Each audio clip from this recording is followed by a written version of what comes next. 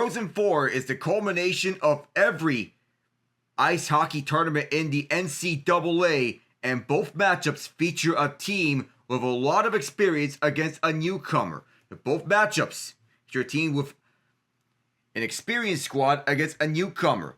In the first game, it was the newcomer that emerged victorious as the Western Michigan Broncos, defeating the Denver Pioneers, the reigning champions, 3-2, 28 seconds into double overtime to advance to their first ever national championship. It was Western Michigan's first ever Frozen Four appearance as well.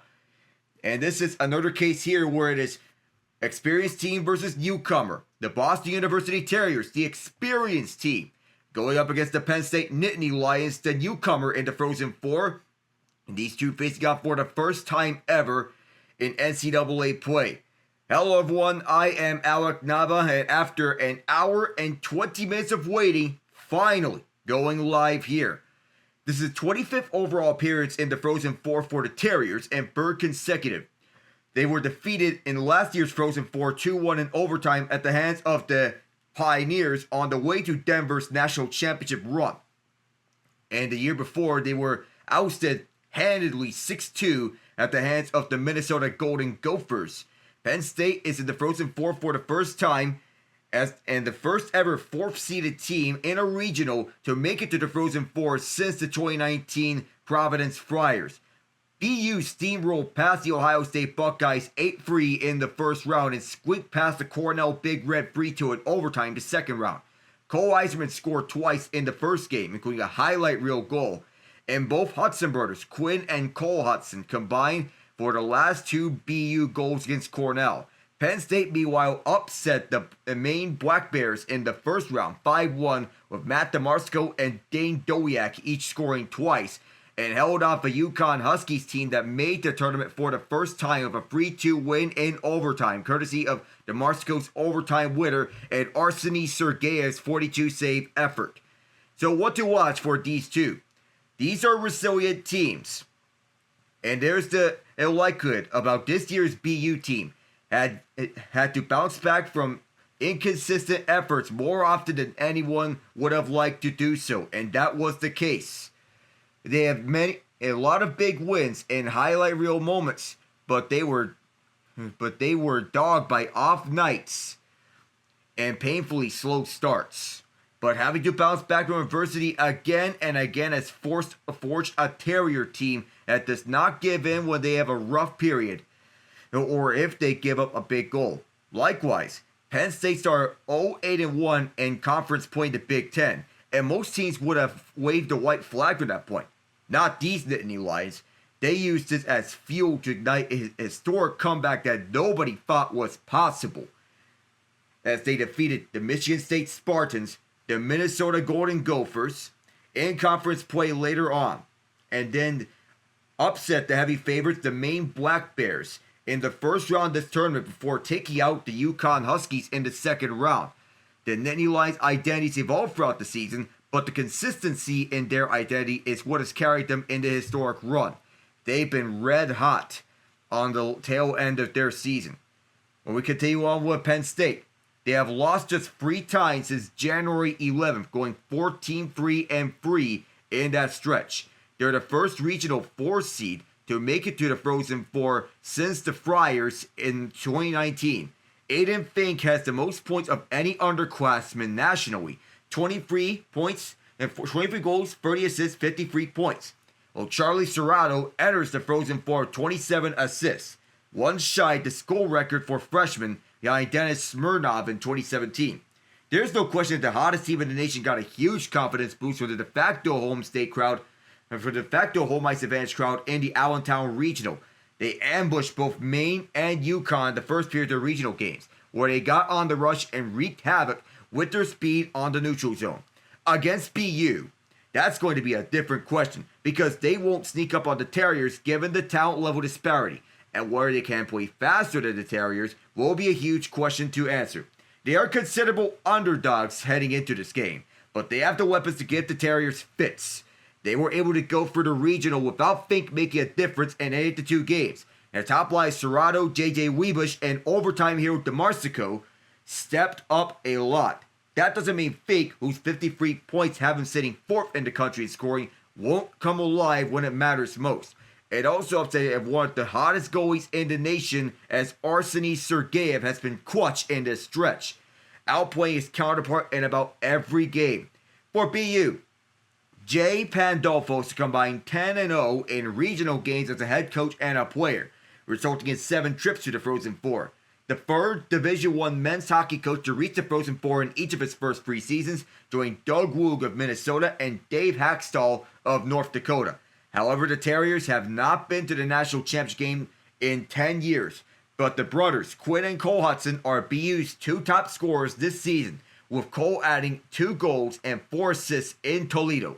This team loves to create off the rush, being dynamic offensively, and this is where they make plays. They are fast and get going quickly in transition, and they've had a lot of success in this tournament off the rush. They're not known for defense, but against the Big Red, the Terriers buckled down around their net and limited second and third chances. Mikhail Yegorov typically would stop the first one, so if BU takes care of their own end, they have great chances to play for a championship. While they bowed out the Hockey East semifinals to UConn, they showed their mental and physical toughness in the Toledo Regional. They don't have the same caliber of star power as last season when they had Macklin Celebrini and Lane Hudson, but Cole Hudson, Lane's younger brother, is one of the more dynamic players in the sport of hockey, not just in the NCAA. Quinn Hudson, the youngest of the bunch, sits at 9th in the NCAA in points, while Cole is second among defensemen in scoring at 46, only trailing Zeev Buium. Future NHLers Cole Eiserman and Shane LaChance have also been key players for the Terriers, and Yegorov also is showing in this tournament why the New Jersey Devils think so highly of him. We go over to our projected lineups here. We begin with the Penn State Nittany Lions. Matt DeMarsico, Charlie Serrato, J.J. Weebush anchoring the top line on the foreside. Danny Genev, Reese Laubach, and Aiden Fink on the second line. Nick DeGraves, Ben Shane, and Dylan Lugris on the third line. The fourth line round out with Dane Dowiak, Keaton Peters, and Tyler Paquette. For the defensive cores, it begins with Cade Christensen with Simon Mack on the top pairing. Jimmy Dow Jr. and Jared Crespo on the second pairing. Nick Fascia and Casey Amon on the third pairing. And the extra skater is Carson Dyke. Starting goaltender is Arseny Sergeyev. Backup is John Seyfarth. And the first ringer is Noah Grannon. That is the Penn State lineup. We now go to the Boston University lineup. Shane LaChance, Ryan Green, and Quinn Hudson on the top line. Cole Eiserman, Matt Capone, and Jack Hughes, not the Devils' Jack Hughes, on the second line. Jack Harvey, Kamil Bednarik, and Devin Kaplan on the third line. Nick Rukonikis on the fourth line with Brandon Svoboda and Tristan Amante.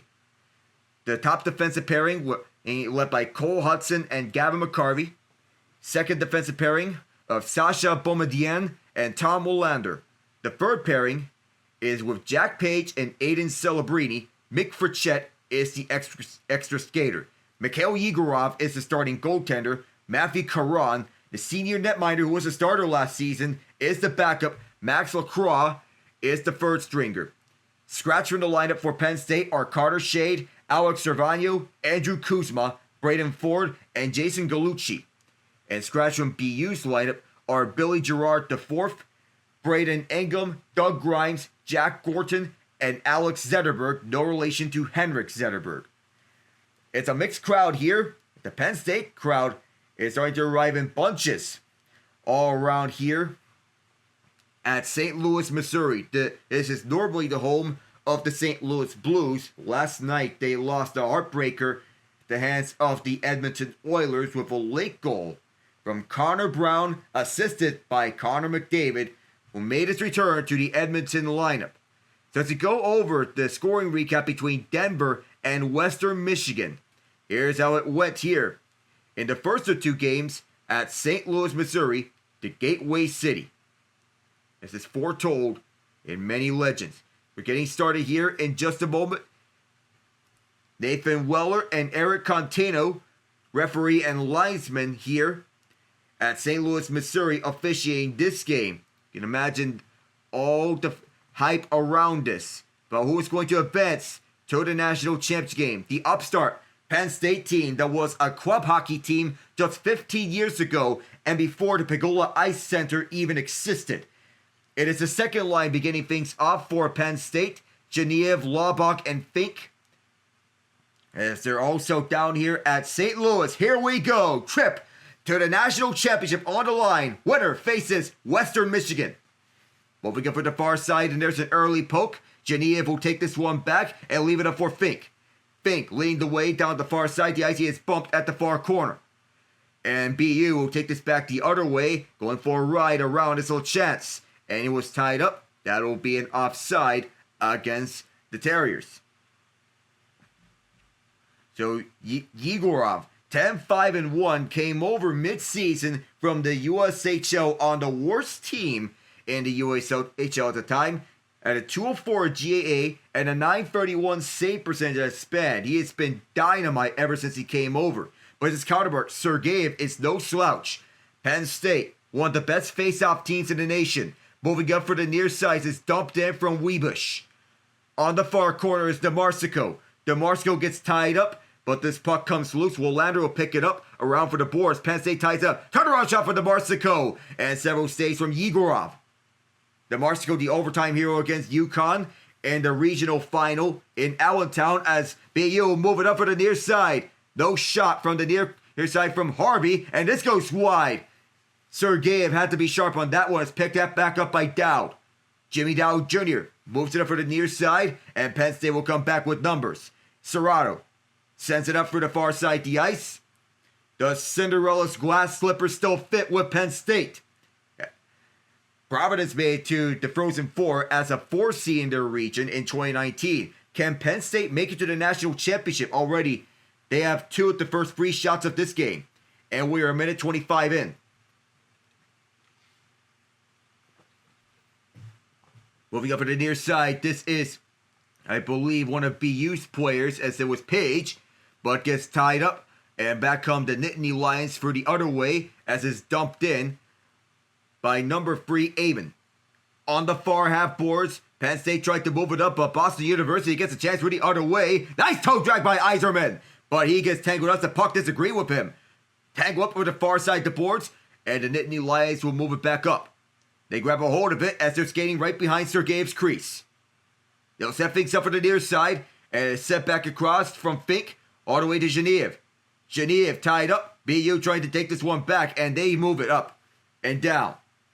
Cole Hudson lost the puck for the moment, but now it's along the penalty box doors. Penn State brings it back to the offensive zone. Going down for a right is Fink at the near corner. He's been a non-factor in the regional at Allentown, but he should turn things on here as we all anticipate. Laubach is tied up. Laubach tried to feed it up. And now it goes to the right point where it is out all the way to Penn State's ice. But it was last touched by Boston University, and Penn State will get a face-off at the offensive zone with Tyler Paquette touching up. Fourth line out there getting minutes. But the fourth line arguably one of the weaker links of Penn State's team, given by plus-minus rating between Keith and Peterson, Tyler Paquette. But Dane Dowiak is no slouch. He scored the first goal for Penn State to tie things up at one apiece against UConn. Face-off is to the right of Yegorov. It's won by the Nittany Lions, and they keep it in as it goes around from Amon and then to the opposite side. But the Terriers scoop it back up. Cross-ice pass going across from defenseman to defenseman as Cole Hudson takes this one inside. Hudson is tied up. Cole sees this one get knocked away by Penn State. And Serrato will find it to the opposite side. And moving it up is Dowd. Jimmy Dowd Jr. gets tied up. The BU Terriers take it back up with a little chance. Was traded to the New Jersey Devils in the Trent Frederick trade. Near corner, this is Amon who gets tied up and bumped off the puck. Hughes keeps this one inside. How ironic that little chance is teammates with one Jack Hughes and then may potentially be teammates with the other Jack Hughes, the one that's a superstar for the Devils. Behind the net, the Terriers try to set things up, and a one-timer gets stopped by Sergeyev, and it exits out the center. Rushing towards the puck, it is Boumedienne. Up from the far side, this gets fed up all the way for Harvey. And then back across, turnover in the defensive zone. The Nittany Lions keep this one inside, but can't get a shot away. Paquette gets tied up. Peters keeps this one over the far corner, but couldn't do anything more with that. Harvey goes across for Boumedienne. Boumedienne lofts one into the air. It'll be gloved down by PSU, but not before it gets knocked over to the near corner by the Terriers. 4 minutes deep, we have yet to see a goal here in the second of 2 semifinal games.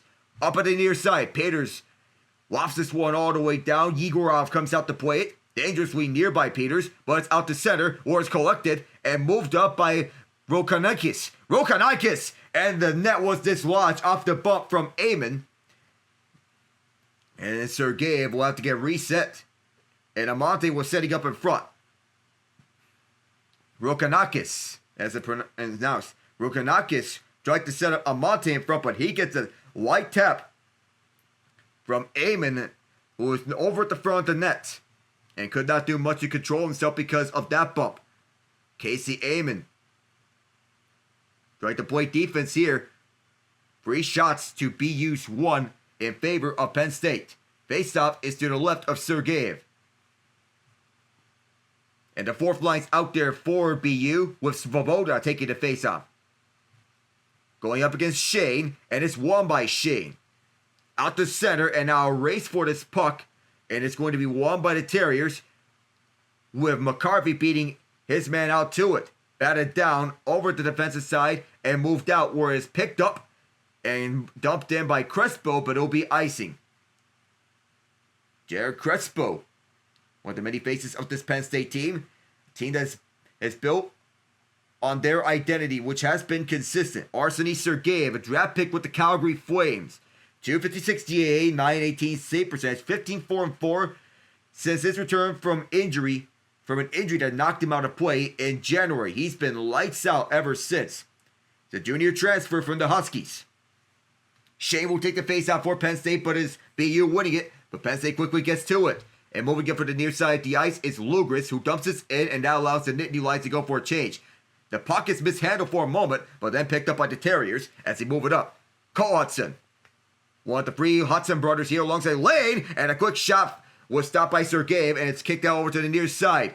Another quick shot was blocked in front from Bednarik, and Penn State moves back up with this. Feed across, here's Fink, he fires, and is stopped by Yegorov. The puck went on edge and is dumped in by Penn State to try to get a change going. Yegorov slows it down and moves it over for Boumedienne. Slowing the play down here. Half Boston University fans here, half Penn State fans here. Penn State, a Big Ten team.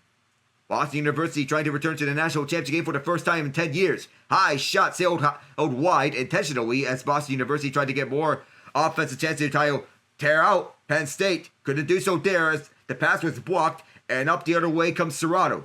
Serrato wants to center. It bounces to the far corner on a shot pass, and the Terriers will get to it from the far side, trying to move this up for the ice. The Nittany Lions get back to it, but there might be a trip. Touch of the puck, no call here. We say 5-on-5, but nothing else to it as there's a takeaway from DeMarsico. Webush feeds it up. Here's Serrato to DeMarsico, tried to get a return feed, but Boston University read that the entire way. And they send this one down all the way to get a change as it was short of the icing line. No goals yet, but Penn State with the early chances. When does Boston University wake up off this giveaway? They dump this one in over to the near corner. Eamon sticks this one aside, and over the far side is held at the right point. That shot is blocked. BU keeps this one inside. Another shot kicked out by Sergeyev from Bednarik. And at the near half boards, Penn State moves this one out and bounces up, and BU is able to hold it. Not for long though, as the Nittany Lions get this one out near the Penn State bench. BU takes this back inside. Another quick shot is caught, and Sergeyev will just hold on to that. 6:44 into the first period, and we still have yet to have a goal scorer. Will we see the red lamp being lit here at the Gateway City? Find out here in just a moment. I'm Alec Nava. Stay tuned, everyone.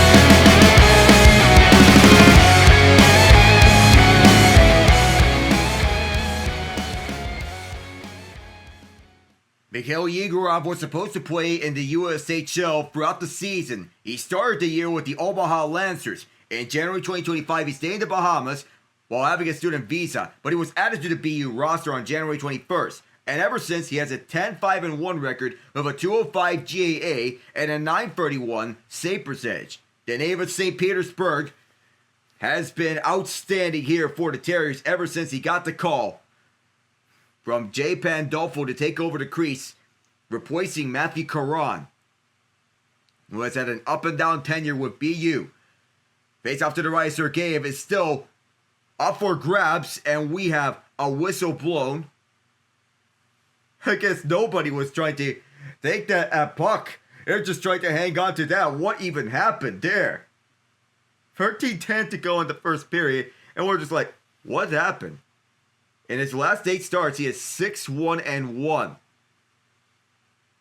A quick save by Sergeyev off a quick shot, and Penn State wanted to move this up for the far side. It bounced up, but will be recollected by Cole Hudson, who backhands one away from the approaching number 7, Carson Dyke. And up for the near side, Iserman gets turned away off of Simon Mack. It bounces up, and Mack will grab a hold of it, move it up. 2 on 3 as Penn State will take it, but they'll have to retreat off the knockaway. Mack, and closing it was Devin Kaplan. Penn State moves this up for the near side with Reese Laubach. Laubach tied up at the near corner. This will go on to the far half boards where Penn State trying to get on the board. The quick shot is blocked. We're looking for a deflection from Laubach. Laubach behind the net, fed over to Fink. Fink lobs one up, and Yegorov did not surrender any rebound, as Shaniev was right there. Laubach wanted the ward. Right after the matter of fact, with Ryan Green. But this top line, Tom Willander, Cole Iserman, Ryan Green, Jack Hughes, Camille Bednar, Cole Hudson, and Mikhail Yegorov, first and second round draft choices out of Boston University. And so it's no secret that this is a stacked lineup full of first and second round picks at their disposal. Penn State has draft picks of their own, but none of them have been past the 7th round in the NHL. Bounces up, and BU denied entry past the blue line, but it's a scuffle past the blue line at the Penn State side of the bench. The Terriers want to get back around, but this one cleared off a deflection out of play up into the mesh. Penn State saw that one coming. With 12:05 to go, Boumedienne, number 78, originally was going to wear number 71, but his number 78 is 71. It's worn by Macklin Celebrini last year. Now he's putting up big numbers with the San Jose Sharks. Sasha Boumedienne is the youngest player in D1 this season. The Terriers crowd and crazy with the Terriers mascot. To the right of Sergeyev, this face-off won by the Nittany Lions, as it's fed up from Amon on for the far half boards, bounces up, and Cole Hudson had trouble with it. Paquette pursuing. Paquette poked it free, and a race for this puck. Peters was beat out by Svoboda. Behind the net, it is McCarthy picking it up. Gavin McCarthy on for the near half boards for Cole Hudson, who takes this one across. Hudson continues to look, jostled off the puck by 19 in navy blue, Dowiak. But coming back with it is Cole Hudson. Hudson looks, fires, kicked out by Sergeyev. Another chance was behind the net. Cole Hudson from tight. Couldn't do another one there, but BU rushes to keep this one inside. Drop pass off to Boumedienne, and Boumedienne fires a long one that was turned away by Sergeyev, and a late push right after the matter of fact. It took up Rokonakis. Several shots from Dowiak from this fourth line that put Cole Hudson on a headlock, but Hudson escapes the pressure, shoves away Dowiak, tried to get the rebound chance on a turnaround shot. A third one was fanned on as well as a second one. This kid is dynamic, one of the best playmakers in the NCAA. And the Washington Capitals are more than happy to have him on their prospect system. This time, this faceoff is won by Penn State as Paquette flips it up to himself, but Willander grabs a hold of it. Willander up for the far side, the boards. A shove, Penn State takes it away. Simon Mack moves it up down for the away, and this was touched by Willander, so this negates the icing. Penn State cannot change though, and through the penalty box doors, BU cannot set up any chances. Up the far side, Penn State had freed the first 4 shots on goal, but the last 4 shots have come from the Terriers. This was sticked away by the Terriers, and this will be scooped up by Christiansen. Okay, Christiansen moves it up for the near half boards, and it's a fancy move by Charlie Serrato as he brings it back inside. Serrato, on his backhand, will look for options. Serrato, walking the point. Backhands this one to keep this one through. There are no options there, but it was deflected up several times. A bounce. Serrato trying to hold it, but now here comes a 2-on-2. On the other way is Iserman. Iserman tries to center it, but was tied up in front, looking for Kaplan, and it's cleared out by Penn State. Penn State in their first Frozen 4 appearance, BU in their 25th. The Terriers trying to return to national championship for the first time in 10 years. Weaving his way by, it's Svoboda. Svoboda looks on his forehand, right shot, and a shot for the high slot. Rebound loose, Sergeyev holds on to it, and he had to survive several whacks of the stick, holding onto it for dear life. Iserman was right there.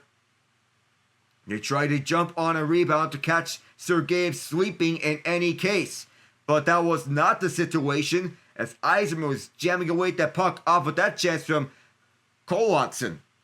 We'll be right back here from St. Louis in just a moment.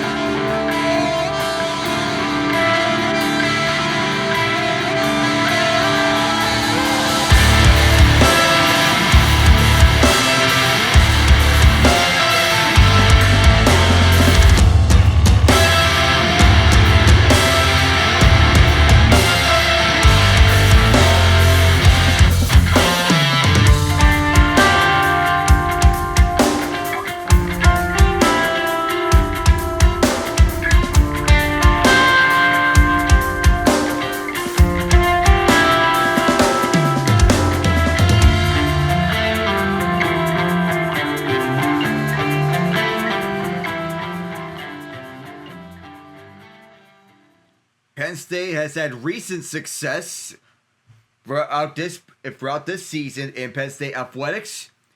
The volleyball team won the national championship again.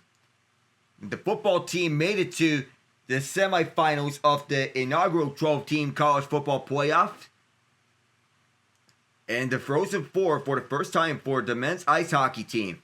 Guy Gadowski, which is his 12th year with the program, 26th year of coaching. Near corner as this tie-up occurs. Boston University trying to get onto the board first. They've been hungry the last few minutes. Penn State has not shot the puck since early in this game, and Cole Hudson will make sure that may continue to be the case. Takes it across the blue line. Hudson fires. Rebound in front. Sergeyev had to swipe it away at it twice. And here's Tyler Paquette. Paquette chips it up through the near boards. Gets slowed down once. And then for the far half boards as BU plays keep away from Penn State. Drop backwards as the Nittany Lions want to get some offense. They need it badly. BU has the last 6 shots on goal of this game. And is moved up from Laubach to Fink. Nothing doing there from Fink. This is drop pass all the way back. And that is to Boumedienne across to Olander. Olander to Boumedienne. Boumedienne leaves it up. And up for center. In comes Capone. Capone gets tied up by Christiansen and is fed over to the far corner. Quick shots shut down by Sergeyev. A really good save on Jack Hughes. Also at the middle of the Masters, which has just began. They're at the second round. But what a shot A smart one from the SWAT. The women's volleyball team won the national championship this year for Penn State. And of course, they'd be thrilled to see another surprise appearance for Penn State, as we're seeing with the football team. And now the ice hockey team moved up. This takes a bounce. It does not touch anyone past the red line, so it's an icing. Jared Crespo shot that one the distance. 8:39 to go here in the first period. Penn State 15-4-3 since January the 3rd after starting 7-9-1. Could this be a Cinderella run for Penn State? And they started 0-8-1 in conference play, and they bounced back. Face-off is won by BU.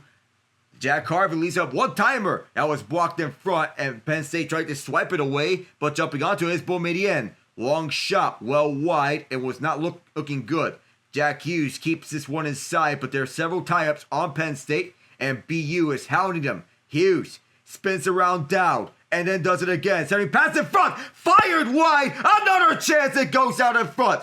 Settled onto the right point as BU is trying to look. Wolander will leave it onto the top of the right circle. Another drop pass for Harvey. Harvey is all tied up. Gets this possession of the puck on the stick check, and Penn State moves it up. Bruce Setter trying to clear this one down. Penn State has been playing defense for most of the time and shooting it down for the distance on the red line. It feels like they've been on a never-ending penalty kill, and it feels like they have 5 players on the ice, and BU has 6 on the ice. Streaking through the near side, shooting this one and through was LaChance. Couldn't hold the zone, and Penn State picking it back up from the near corner. They turned it over. Keeping this one inside, I believe. This might be... Am I seeing number 10 here? I don't know here for BU. I gotta check the numbers. And up for the near side, this gets fed up. And a quick shot from Amon gets stopped by Yegorov. So immediately, the first shot for Penn State in 8 or so minutes. It's from Casey Amon, who gets a chance from the near side off the feed. A play from Jack Hughes, in which he had several spinoramas, tried to set it up in front. Sergey was ready for it, and the centering feed was knocked wide. How did he fit that one through the tight hole? Jack Harvey had a wide open net, had a wide open chance for him, and he missed it. False start on the faceoff, so we'll have to do it over again. And this will be at the right circle. Won by Penn State, but quickly Boston University jumps onto the puck. A stick check right on Harvey as he dumps this one inside. Foot race to the puck. Won by BU at the near corner.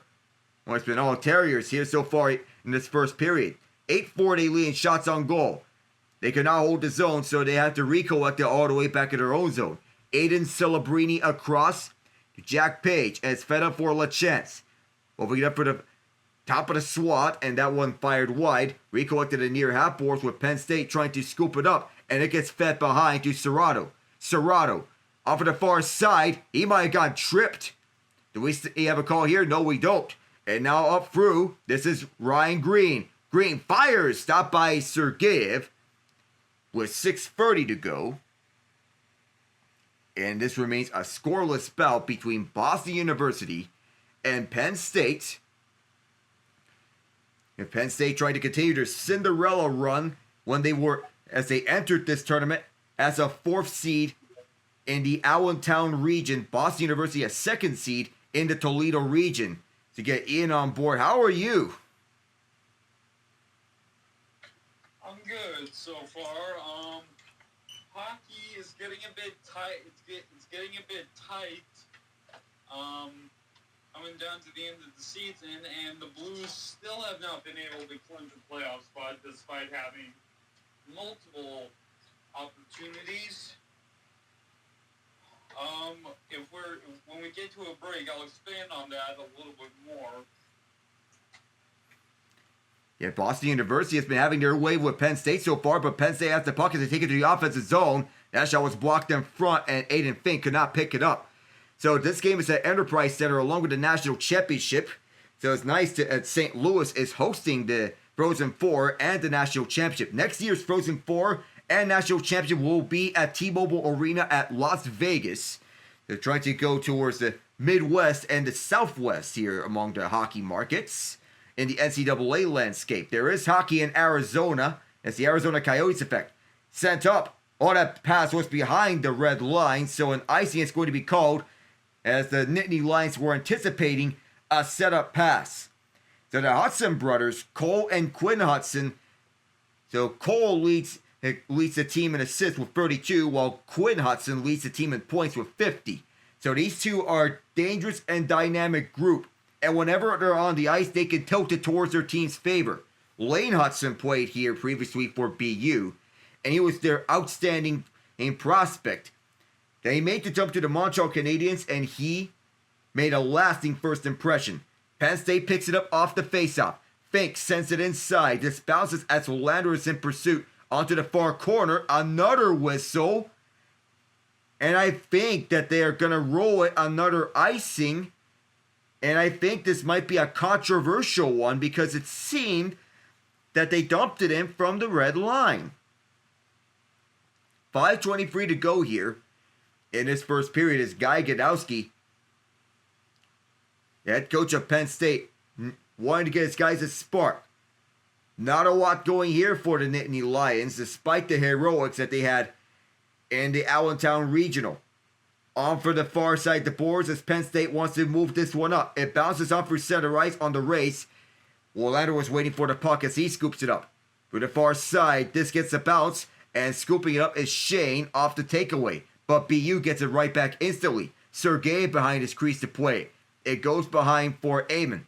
From the far corner, 5 minutes ago in the period, this gets set up front. 1-on-2 as it's taken in by DeMarsico. DeMarsico inside, cutting in! Yegorov with a great stop. The setup pass going nowhere. One-timer from Mack. This went wide, scooped up at the far corner. Wrap around! Yegorov one more time with another stop. Set from Christiansen to Mack. Mack going for Serrato. Serrato tried to set up for DeMarsico again. Green was there. DeMarsico going after the puck, but out the tie-up, the Terriers escape with the puck. 4:30 to go, and the Terriers cannot get anything on the chance.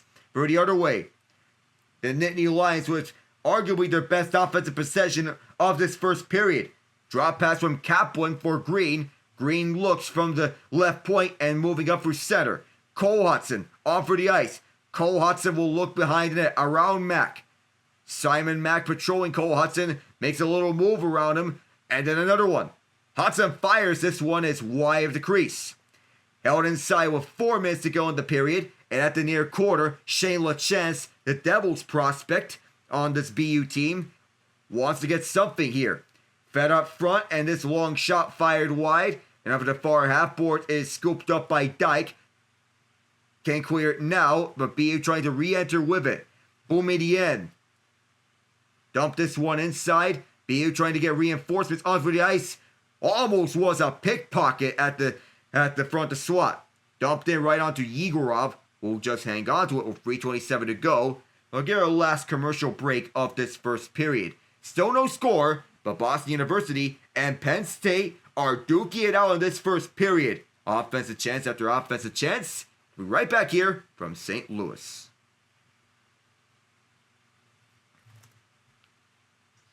All right, so quick update in the NHL landscape.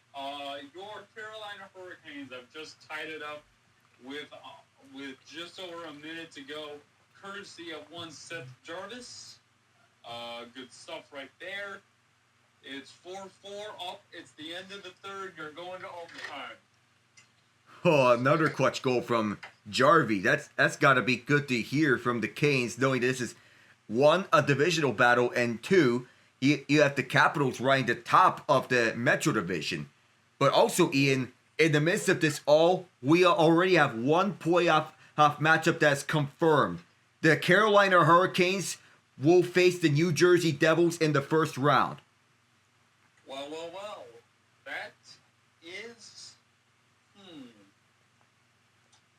Don't know much about the Devils. Haven't been able to see many of their games. What can you tell us about it? Well, the Devils, they're expected to get Dougie Hamilton back in time for the playoffs, but no Jack Hughes. I think their best bet is going to be that Nico Hischier and company will have to get the load on the offensive side, and that Timo Meyer doesn't disappoint. What helps New Jersey is that they have an elite power play, but they're going up against the best penalty kill in the NHL. So those two cancel out. So what they need is for Jacob Markstrom to transcend space and time if they want to win this series, because no Jack Hughes would normally be a death sentence. Absolutely. So, I called you last night after that happened during the Blues-Oilers, at the end of the Blues-Oilers game. Let me paint the scenario for the Blues. It's simple. They win, they're in. And Calgary has to lose in any possible manner, whether it be regulation or overtime. If Calgary loses at all, they're done. They're out. If the Blues win at all, and if the Blues subsequently win, they're in. Now, seeding is to be determined given what the Wild do.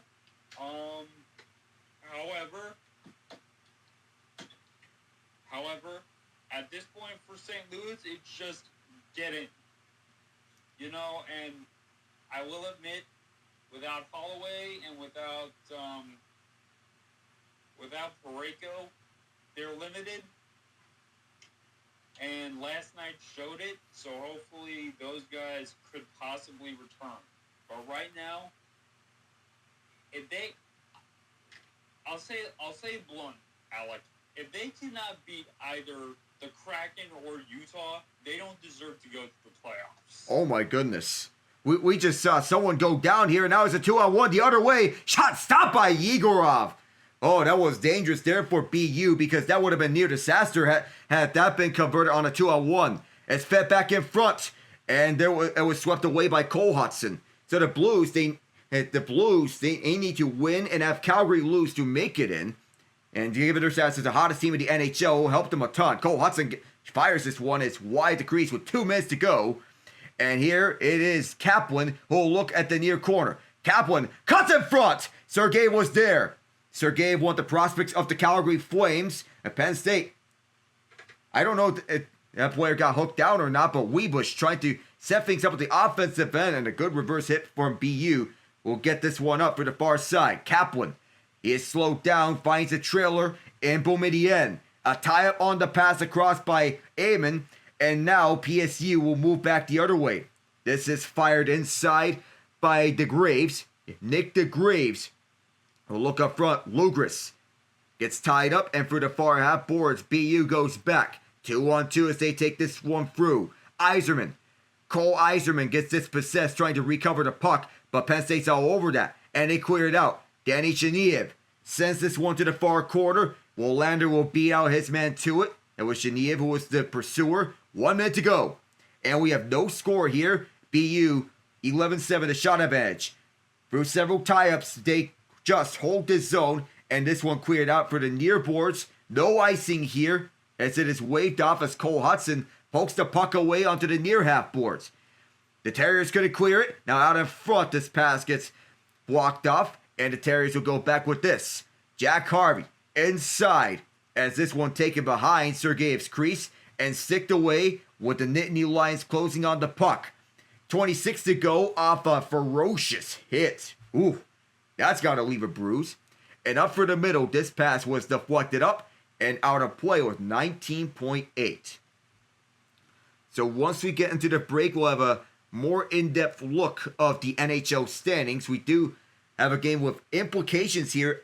Potentially a second round preview between the Capitals and the Hurricanes. Who is who about who could advance to the conference final is yet to be determined. But in all likelihood, from what we're seeing so far, the likeliest team to clinch the second wild card is the Montreal Canadiens. I'll get to that in just a moment, as the Ottawa Senators end an 8-year postseason drought and make it to the playoffs. Off the face-off, Penn State. They get this one down through the ice. Is it enough for icing? No, it's not, but a heavy slam for the far half boards. This one sticked around off of Willander. Penn State trying to get onto the puck at the near corner, but it goes back for Willander. Olander trying to get it out. 3 seconds. And Boston University to get one last shot off. LaChance will not have enough time. And the first period expires with no goals. 11-7 the shots on goal in favor of the Boston University Terriers. And somewhere is Macklin Celebrini getting his interest into this game, knowing that this is his school and BU wants to win this for him. They bowed out in the Frozen Four last year at the hands of the Denver Pioneers, 2-1 in overtime. But Penn State is catching up to Boston University, which is good news for the Terriers. But now, scoreless, as we get a look to the NHL updates, and oh my good lord, Islanders, what happened to you?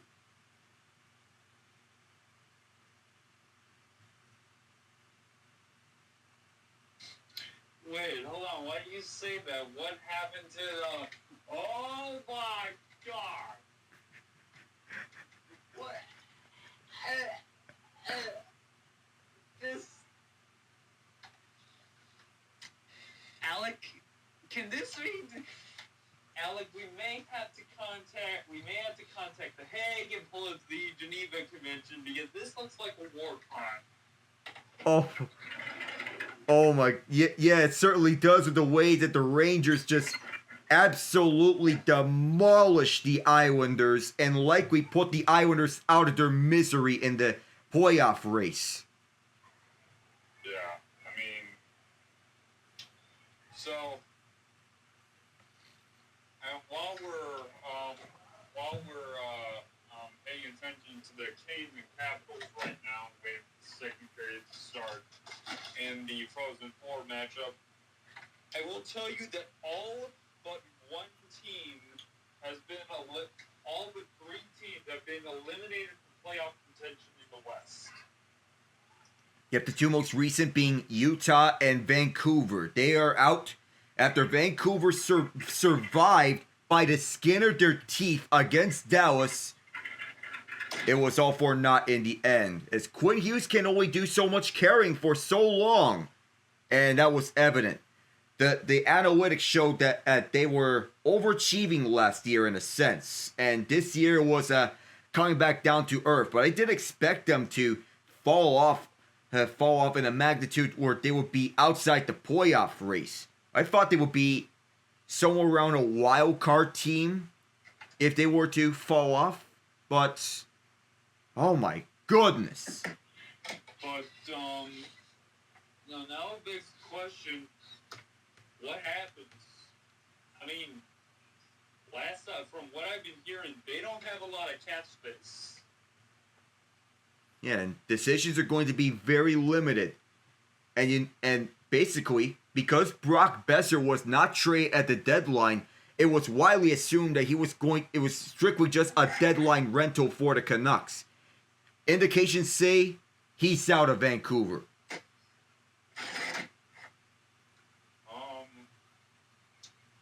You know what? This may sound nuts, but early free agency take, I think Utah jumps on him. Not a bad idea for what could be the Utah Mammoth if all signs point to a team name towards that are indicated, because Utah is looking for more offensive firepower. You already have that in Quayton Keller and Dylan Gunter leading the way.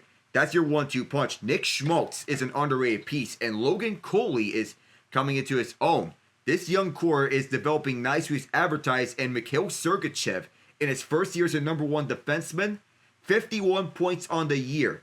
That's not bad for someone who was living in the shadow of Victor Hedman in years past. That's correct. How much time we got before the second period starts? So this is about 15 minutes until the second period starts. That's what it is for every NCAA intermission. All right. So let's see. Jets blow up the Stars. Not really. We're going to a shootout in D.C.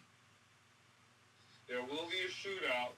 So the Canucks are beating the Avalanche, but that doesn't mean anything. Predators, Utah is beating the Preds, but they're out too. So they're just playing for pride at this point. I mentioned this to John, Alex, but I think you, John, Cooper Hopkins, and myself, I think we need to do a space together or do something in Discord and talk about the absolute failure that was the Nashville Predators this season, because I've never seen something like this. I mean, I've seen free agency signings go bad, but it seemed like every move the Nashville Predators made this past offseason, they all blew up in their face. I mean, on paper, you would think that they would be smart additions to the team. Steven Stamkos would make a lot of sense for a power play. Jonathan Marchessault and his Stanley Cup experience, that would be not bad. Brady Shea, he would be good for a second pairing, but a 7x7? That's not what I would anticipate for a second pairing defenseman. Well, and then you get to the part where Nashville, they were looking for to go on a rebuild, but when you look at it in the grand scheme of things, they got significantly older, and the goal scoring that they had last season vanished completely. Yeah, and that killed them, obviously, because with their older additions, let's also not forget that Yusei Saros was not standing on his head all year at all, really, and I don't even know who their backup was. Like, that's how bad they were. I don't even know who their backup was, because whoever it was obviously didn't put in many good performances. Yeah, they started out with Scott Welch was the backup, but they traded him to Colorado for Justus Onanen. And Onanen, oh my good, I don't even want to mention about how the goaltending was. Saros is usually an elite goaltender, but I think that he is becoming an alarmingly average goaltender now. Yeah. Okay, so tomorrow's matchup has a very important late game. The Wild versus the Flames. Wild card positioning. Yeah, for the Blues, they really did themselves no favors by losing to Edmonton, because if Minnesota wins, they very likely sew up the first wildcard spot, and the Blues have to play Winnipeg. I mean, it doesn't really matter whether or not they have the first or second wild card, it doesn't really matter, because if they don't play Winnipeg, they play Vegas, which is also not a good matchup, but I digress. So, I guess the best scenario is the Wild win, the Wild win in regulation. It brings down and they win in regulation, and the Blues beat the Kraken, and they clinch on Saturday. That's the best option. That could be the case if that were to happen there for the Blues. Because I already know the Penguins already eliminated. The Hurricanes are in, but the Blues, I think, is do or die here in the regular season, because that hot streak, 12 games, consecutive wins, you'll wonder if it's going to translate onto postseason success, and the Capitals just beat the Canes in the shootout.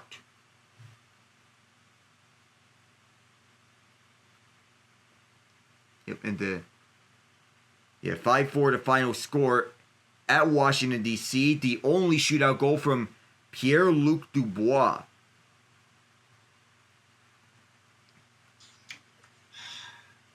Is it safe to say that Pierre-Luc Dubois has proven himself useful for a team?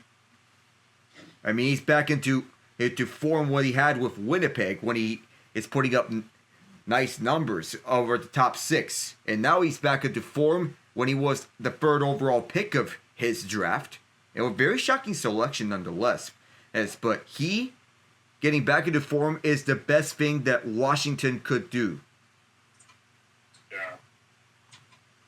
Well, breaks the record. They take first in Metropolitan.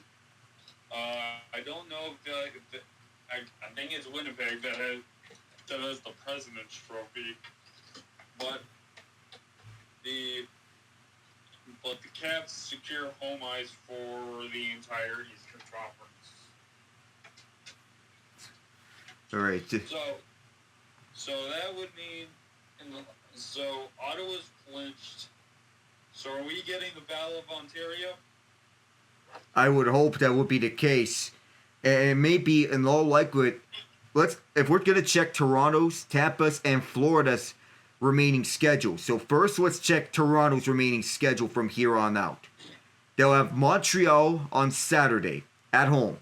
Then they'll travel on the road for 2 games at Carolina Sunday, at Buffalo Tuesday. Then they finish up their regular season against Detroit Thursday. So that is Toronto's remaining regular season. Tampa's remaining schedule in the regular season goes like this. Against Detroit tomorrow at home. So it's a 3-game homestand. Well, not exactly a 3-game homestand. They're in the middle of a 4-game homestand. So games 2, 3, and 4 of this homestand include against Detroit Friday, against Buffalo Sunday, and this one is going to be circled. Against Florida Tuesday. This could be the game in which it determines who gets home ice in a potential Lightning Panthers first round series. They close out the series at the Rangers on Thursday. For the Panthers, their remaining schedule is like this. On their last 3 games, against Buffalo Saturday, against the Rangers Monday, and then the aforementioned Tampa game on Tuesday at Tampa. Yep. So basically, I feel that Tampa and Florida are just going to be busy beating each other up, while Toronto, I think, so the way I see things, with Toronto's schedule, Montreal, slight win. Carolina, loss. Buffalo, easy win. Detroit, win. That's how I see things for Toronto. They'll finish the year 51, 27, and 4, and with 106 points. Tampa, how I see them at the rest of the year, against Detroit, win. Buffalo, win. Florida, win. And the Rangers, loss. That's how I see things on a surprising turn of events. Florida, I have them losing to Tampa, so that's all figured out. Buffalo and the Rangers, I see Florida winning against those 2 teams. So that will lock Ottawa to the first wild card, and Montreal, they'll lose against Toronto, but against the other teams, Ottawa, win. Chicago, win. Carolina, loss. So that's how I see things for Montreal's remaining schedule. I see the Habs holding on to that last playoff spot in the East. Because everyone else in the Eastern Conference, despite being technically still in playoff contention, I think their seasons are done. Agreed. And you know what? I'd like to give a special shout out to the Columbus Blue Jackets. You men did your damnedest. You did. Quite frankly, after what happened before the season started, the fact they are where they are now, I just hope they have. This would be the one off season where having a bunch of cap space and they can just load. Nothing will be able to fill that void, to fill the void of Johnny Gaudreau. But hockey gods, please have mercy. Blue Jackets, have yourself the off season of your franchise's life. Come out next season and finish the story. Please. That's what I ask of the Blue Jackets to do as well.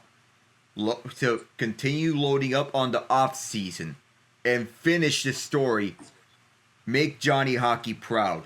He would love to see you guys in the playoffs. Alright, so East picture is mostly settled except for the Atlantic Division picture. Central is a dogfight. Pacific is basically Vegas' division. But as we're almost back into action here, Boston University with the advantage in shots on goals, but it was early looking like Penn State would lead the way with Aiden Fink leading up front. Well, the Rangers, they just tied the Penguins for the most goals scored by one team in a game this season. Quite frankly enough, the Rangers could find themselves at elimination station soon enough.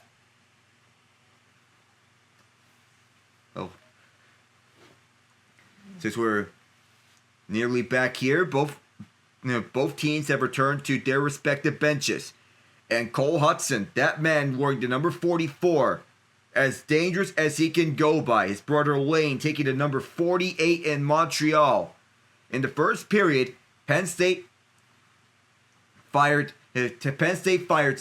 7 shots, and we're underway here. And immediately they go to work. Laubach and a one-timer went wide from Sheniev.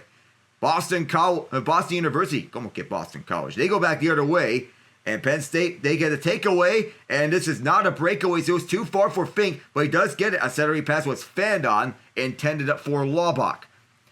BU goes back, trying to handle this one, but is mishandled. Sheniev moving up. Here's a 2-on-1. Pass across. Excellent tie-up to prevent this pass from being completed for Charlie Serrato. Up for the far side. This gets set up for the Nittany Lions as they head back into the zone. Drop pass for Serrato. He can be dangerous. Serrato closing. Serrato gets tackled right in front of Yegorov. And on for the left point. This gets held inside the line. And this bounces up. Takes a stick bounce as BU tried to clear it. But it goes onto the near corner. Penn State offside, so they'll all have to exit. The Nittany Lions trying to get a takeaway from J.J. Webush. Up for the far corner. The Terriers can't get much of that. Here is Serrato. Serrato behind the net gets tied up. DeMarsico in pursuit. Up for the near half boards. It's free on free the other way for the Terriers. Dump down the lane from Harvey. Harvey is tied up behind the crease. And DeMarsico goes for a spin on the right. And BU goes back with this. From the left circle. Stopped by Sergeyev. And it's loose. And they score! Jack Harvey poked in the loose puck. The Terriers are on the board after 21 minutes and 35 seconds.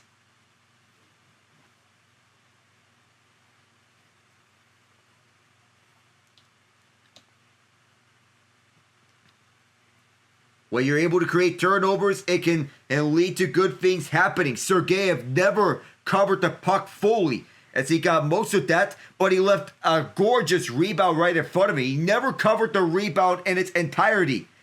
The initial shot from the far half boards came from a significant distance. However, Harvey was right there on the doorstep to poke it through. Terriers on the board. It is 1-0. Does Penn State answer back? No, this was deflected up. It was they're going to say it's Jack Hughes' goal. His 7th of the year. On this NCAA season, the Nittany Lions are forced all the way back. And Simon Mack gets turned around and up for the far half boards. This takes a bounce off the wall. Moving up that far side and pausing. And setting up front is Christensen. This gets bounced out. BU going back with this. And this is Iserman. Iserman trying to make a gorgeous pass in front. Oh, and there was someone who got tripped up. And do we get a penalty call here? There's a touch. The officials saw their whistle swallowed up. From the left point, Christensen, long shot, gets caught by Yegorov. And with 17:36 to go in the second period, there was discussion that this might have been a Penn State penalty. So far, no penalties to speak of. Still, it's 1-0 Boston University, thanks to Jack Hughes. And they lead it by 1 goal, 13-8. BU is not going to like that no call. And Arseny Sergeyev trying to regain composure. Off the face-off win by BU. This gets cleared all the way down. It might be an icing against BU. Yes, it will be. So we'll get another face-off. 2 minutes and 30 seconds gone here. Off the turnover that was forced, Simon Mack could not recollect it. Jack Hughes unassisted officially on the opening goal from BU. Sergeyev left an open rebound right behind. And it was all that sort of space. The Terriers trying to clear it down this time. We'll just send it backwards. Cole Hudson waits some time out. The Penn State crowd booing. He'll leave it up. And the Terriers started stepping around for the near side of the ice. Quinn Hudson gets tied up and is sent all the way down for Yegorov, who will leave it to the near side for Gavin McCarvey. Up the near half boards, this gets bounced up, and Penn State trying to hold it, and they do, along the high point. Oh, this pass was wide. Shadir tried to set up in front. Couldn't do so, but this gets fed onto the left point for Jimmy Dowd. Dowd's long shot tipped in front, and Yegorov had to be sharp with that one. Terriers want the clears all the way down, but it may have been over the boards. Was it deflected, though, is the question. The officials have to huddle up. So Jack Barker watching onwards. So in the meantime, at the Masters, Scotty Scheffler, the defending champion of Masters, tied for second at -4. On the left point, Christiansen, long shot, went wide, and it'll be collected at the right point by Mack. Several stick lifts at the top of the right circle. Penn State keeps a hold of it. Yegorov is there to stop that one. He leaves behind, no rebound. Sharp onto the puck, and there's a push. He is shoving, and Webush gets a shove from Gavin McCarvey. Webush is not done with McCarvey just yet. And they have to be separated from the referee by the referees. 3:25 into the second period, and things are getting a little testy. Shane LaChance also wanted to go after another Nittany Lion. That is Charlie Serrato, the top freshman on the team, and one of the leading scorers. Who knows if LaChance is going to arrive to the New Jersey Devils anytime soon. Several years back, a young Shane LaChance was with 2009 Most Outstanding Player Colby Cohen, who is now a broadcast analyst on the NCAA ice hockey coverage on ESPN. Up the far side, BU re-enters up the far half boards, bounces up and around. This puck still up for grabs as this gets delivered from the backboards as Jack Hughes is all tied up. Serrato wants to take it away, but is held in by the Terriers. Bounces up, Hughes couldn't find someone here as it gets chipped up by Capone.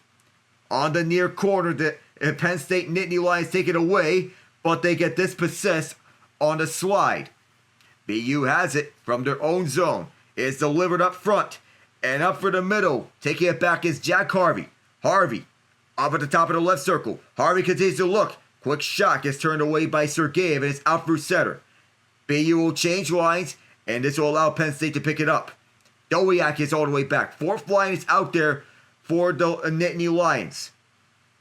BU picks it back up. It bounces up, and it's gloved down on the dump-in. BU scoops it up one more time, and moving up for the near side is Celebrini. Aiden Celebrini turns it over. Fascia will deliver it on for Eamon.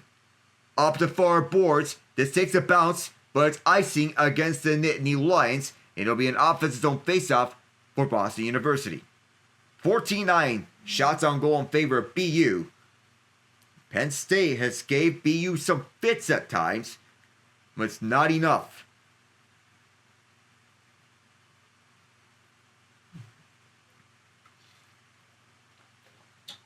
So, are we currently at a break? Not yet. It was an icing, and there are no breaks at icings. And at the left circle, this faceoff is won by Penn State. Up the near half boards, it's Dowiak who will deliver it up. Bouncing puck gets chipped up into the air. Settling it down is McCarvey with Dowiak in sight. And racing to the puck, it is held in sight by Crespo and then across for Dowd who missed it. It'll be restarted up by Kaplan, and this is deflected up, so the icing is waved off. Crespo sends it to the opposite corner. Dow lost down the race to Kaplan. Kaplan paying this one towards the corner. Takes another bounce and set it up. They set a pass towards Boumedienne. Doesn't go their way. And BU right behind that. Wraparound. Sergeyev shut it down. Chasing after the puck.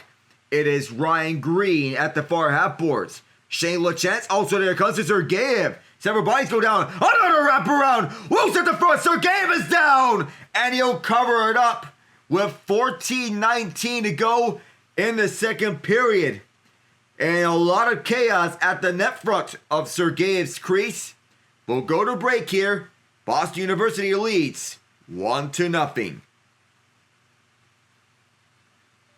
So, I want to share this real quick because this is nuts. And it is. Royals top prospect Jack Caglione rocketed a laser single in Double-A today. Alec, could you please read the speed so people know that I am not BSing before I say it? Oh, that the Royals top prospect in Double-A. Hey, what did he do again? He ripped a single today, but what's interesting is the speed of the ball off the bat. Yeah, Jack Caglione. We'll have to see the speed of this bat in Double-A. Whoa! That power is something to watch. And so 121 off the bat, and to give that in perspective, I can't find the post, but there's a stat. He's the fourth player ever in all of baseball to ever hit a ball 120 plus miles per hour. One of the other ones, I believe, is Giancarlo Stanton. Well, Giancarlo is known for big power balls, but 120 miles an hour is no joke. Yeah. Oh, and getting interviewed. Was it? We still don't know how we're sick, but we did. It's also about to bring up that the Red Sox walk it off on the Blue Jays off several Blue Jays miscues. The student sections are packed here at the Enterprise Center. BU wins this face-off. Boumedienne scopes this one around and on for the opposite side. This is bounced up. And Dowiak trying to get this one away from the approaching Terriers. One of the Nittany Lions goes down. And this is going to be our first penalty of the game. So Penn State is going to the power play. Boston University will be a man down. Boumedienne is going to head to the box. And despite what people are thinking, he's from Finland. Sasha Boumedienne, he trips up number 7, Carson Dyke, with his leg. Uncalled for. That's not a defensive play. A trip is a trip in that scenario. When you knock someone down with the legs, that is always going to be a trip. And you put Penn State on the power play. You don't want to give them any good looks here when a man up. Off this faceout, BU trying to get this one all the way out as Penn State. They've had some trouble here in the second period, but they just held it in. Weebush tied up, facing on for Serrato. Serrato wants to find Weebush, but Cole Hudson was there. Power play percentage for Penn State is 23.9%, which by NHL terms is well above league average, but Boston University's power play percentage is 28.4%. BU's penalty killing percentage is 78.5%, which could, in essence, help Penn State, but they go offside on this entry of 129 left on the man advantage, and then some wards afterwards between the opponents. Weebush still not done with his wars with Cole Hudson. The Cole Hudson's a top prospect for one of the top prospects for the Washington Capitals after Ryan Leonard decided to turn pro. And what a week it's been for Ryan Leonard. And even though he makes it to Frozen Four, even though he doesn't fulfill his dreams of being a national champion, and he signs his entry-level contract with the Capitals, got his first career goal, an empty netter. It was on the ice for Alex Ovechkin's record-breaking goal, and now he gets to play with Ovechkin himself.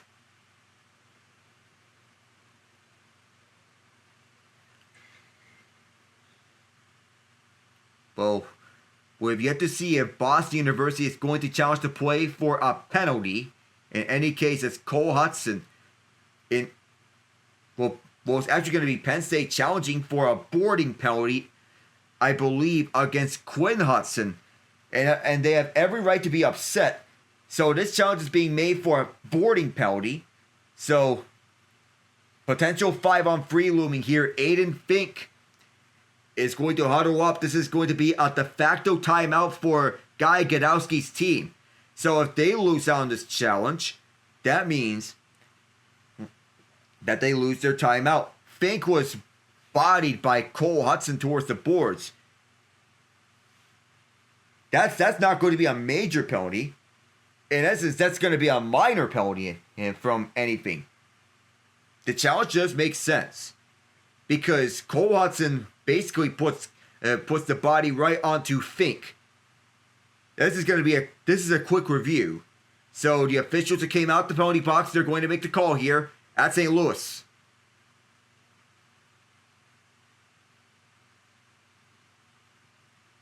No major penalty. Penn State loses their timeout. So I get it if it's going to be for a minor penalty. But because no minor penalty was called, it cannot be challenged for a minor penalty. They challenge for a major penalty, which is the only thing they can really do. But not really a great use. But Guy Gadowski did not really have a good use of his timeout that time around. But they still have a lot of time on their power play. Here is Serrato, who is pinned towards the far half boards by Willander. Puck probably free, but it's still a tie-up over behind the net. Boston University going up towards it, and they tried to take it away. It bounces up and it's gloved down by Fink. Fink wants to get it back towards the point, but there was a stick onto the lane. Jimmy Dow Jr. keeps this one in, and that shot from long distance was stopped. Held inside is Dowd. Goes to Fink. Fink. Rink wide pass. It bounces up. Serrato could not hold it in.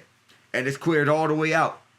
Half a minute to go. Sergeyev. Long stretch pass towards Fink. Fink. Chip pass over in front. And a slip onto the ice. And as someone lost a tire. From the right point is just held inside. At the far corner. This is Dowiak.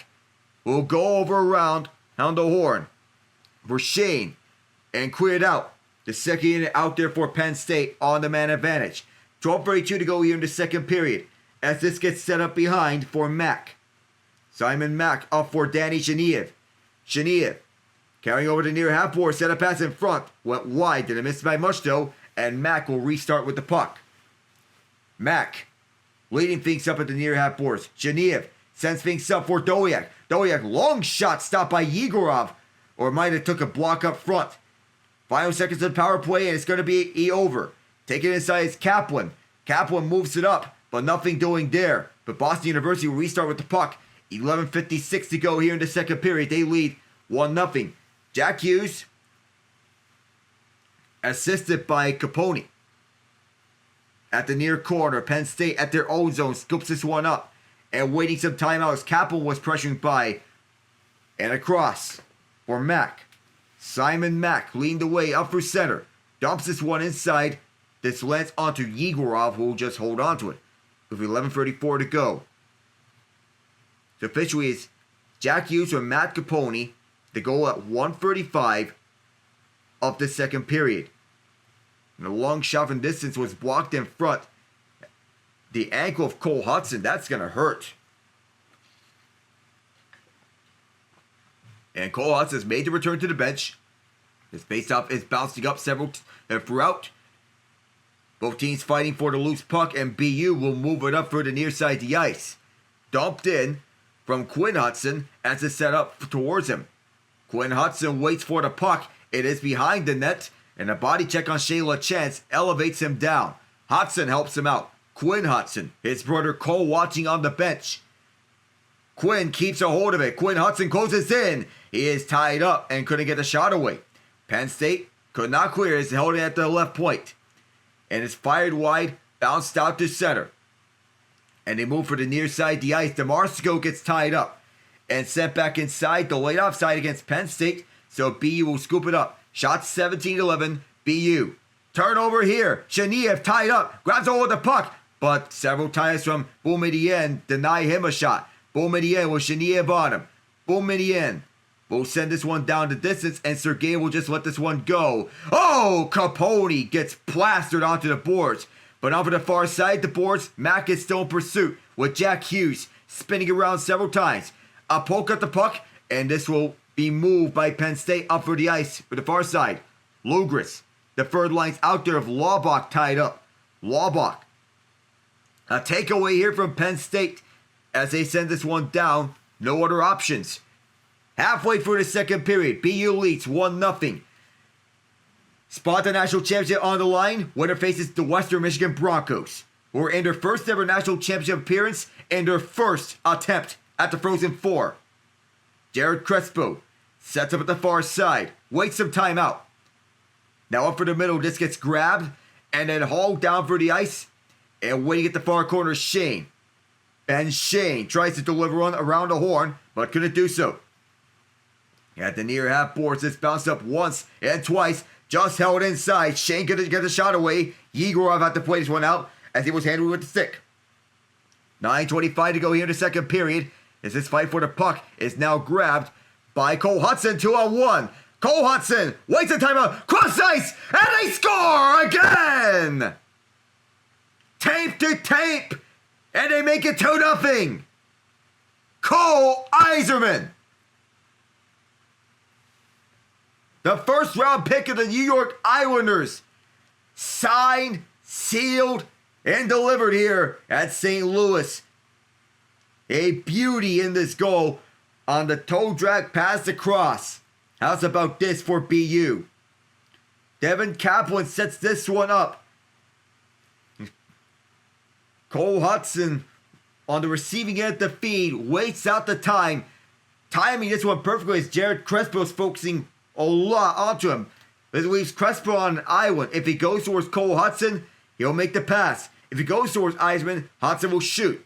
So basically nothing that he could do. 9:10 to go, and Sergeyev out of his crease playing this one towards the near side. And this one still at the field of play for the near corner. This is slowed down from Fascia and bouncing up and around. Up for the far side, BU will grab it from their own end. This is Lachance. Lachance fires it towards Sergeyev, who will play this out for Fascia. Fascia trying to find the open man, could not. Wanted to go to Marsico, but several Terriers right there. At the near corner, just bounced up, and Penn State will move back with it. DeMarsico, overtime hero against UConn. Over the right side, back for DeMarsico, fires this one, stopped by Yegorov. And fired down the distance of the ice, icing against BU.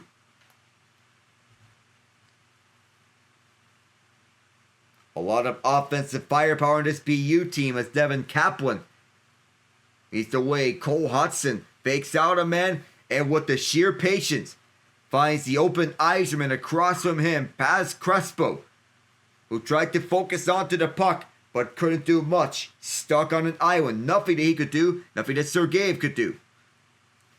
Boston University going up for the far side of the ice. 24th goal of the season for Iserman. And behind it is scooped up by Penn State. Down for the distance. Bounces up at the blue line. Trying to find someone is Genevieve. Genevieve turned away and is fired down the length and scooped up by BU. For the moment, Penn State clearing. Penn State's playing a lot of defense in pursuit of the puck. It is Aiden Fink who gets tied up.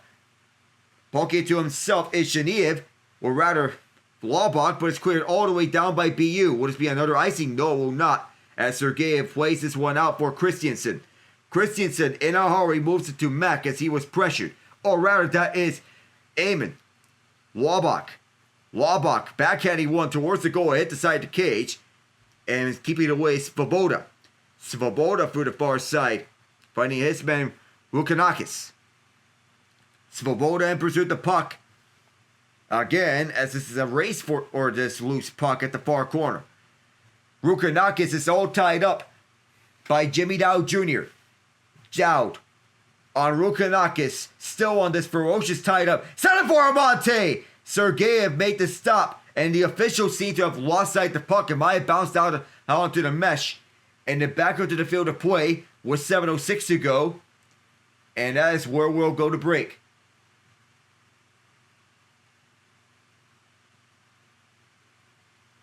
It's with a Penn State penalty. Jimmy Dowd Jr. 2 minutes for holding. And we have physicality back and forth here. It's Boston University. Resilient here. We'll be right back in just a moment with BU on the power play.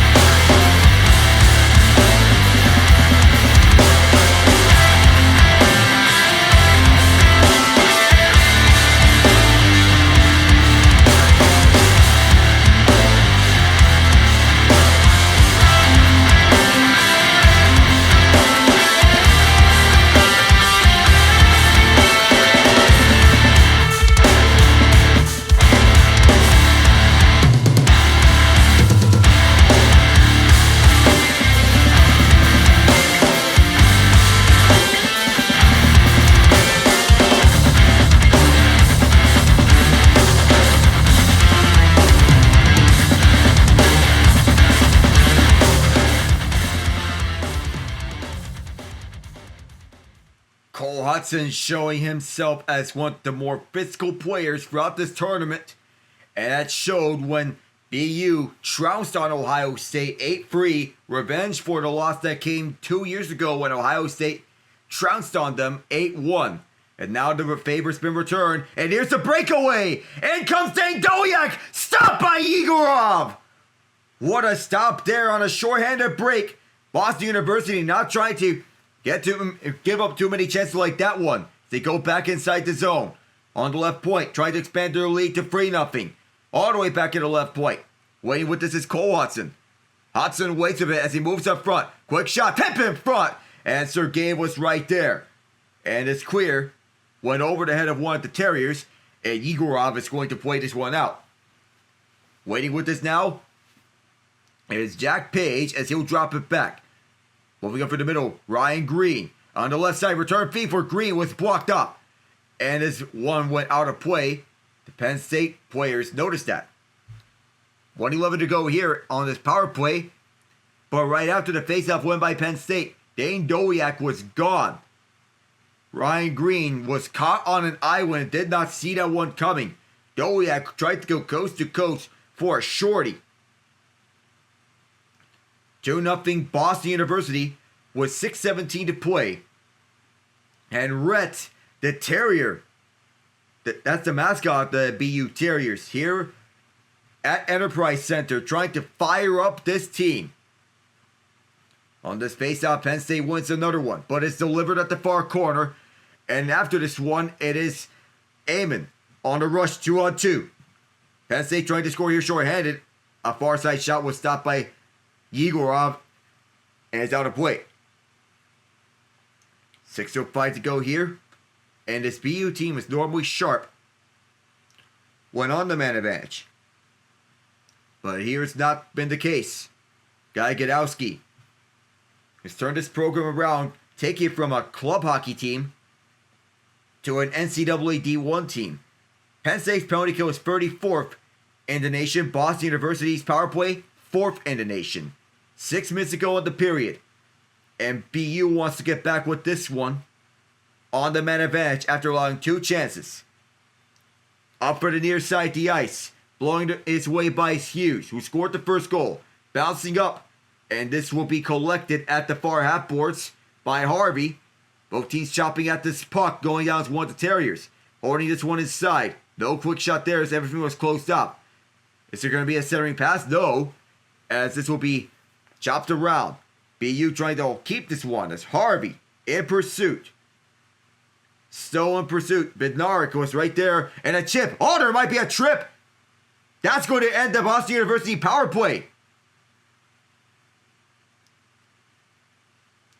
Penn State will have 1 minute and 46 seconds of power play time after 4-on-4 expires. And Jack Hughes will open the scoring. Ball head to the box. No reason to swoop at the puck. 99% of the time, that's going to be called each and every time. He swooped right at Charlie Serrato, who tried to go for a shorthanded breakaway, which would have been the second of this shorthanded sequence. Extra penalty killing by Penn State. For a team that needs to turn things around penalty killing wise. Serrato's going to be out there, along with Jared Crespo and Aiden Fink. So as this power play starts, they're going to get the first part of their power play in out there. 4-on-4 for 14 seconds. And then we have an abbreviated power play for a minute 46. Face off is to the left of Mikhail Yegorov. Won by Penn State. It'll go back towards the point onto the far corner. Penn State trying to move things around. Set up pass, gets blocked away, and BU will run down time here on the rest of it on 4-on-4 as Ryan Green gets turned around to near corner. Now Penn State goes on the power play. Up for the rush they come. For the middle, this goes towards the opposite side and moving up. And offside was Jimmy Dowd Jr. Serrato was trying to jump onto the play.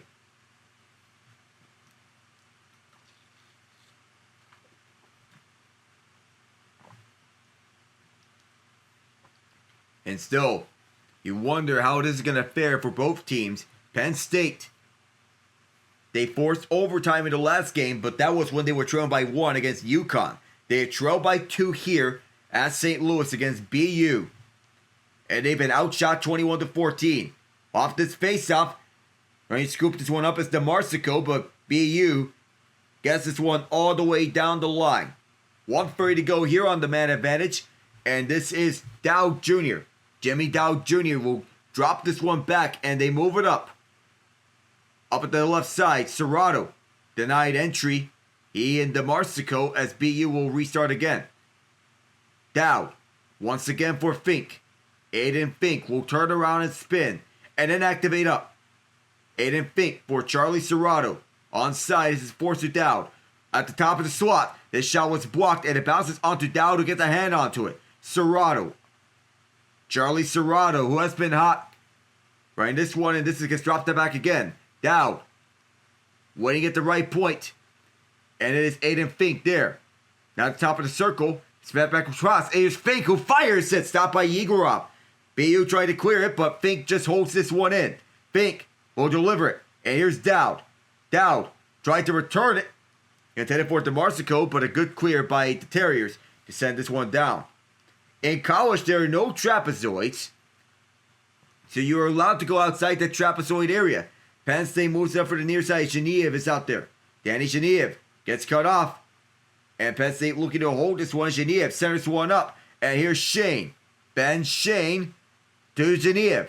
Genev with 8 on the man advantage. Genev tries to send one up, but gets blocked and denied entry towards the goal mouth. And Penn State will see their second power play and with no goals. They look to re-enter, but nothing is there.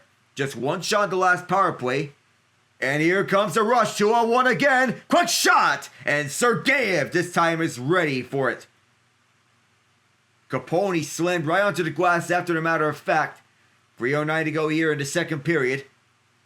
Penn State getting dominated by the Terriers.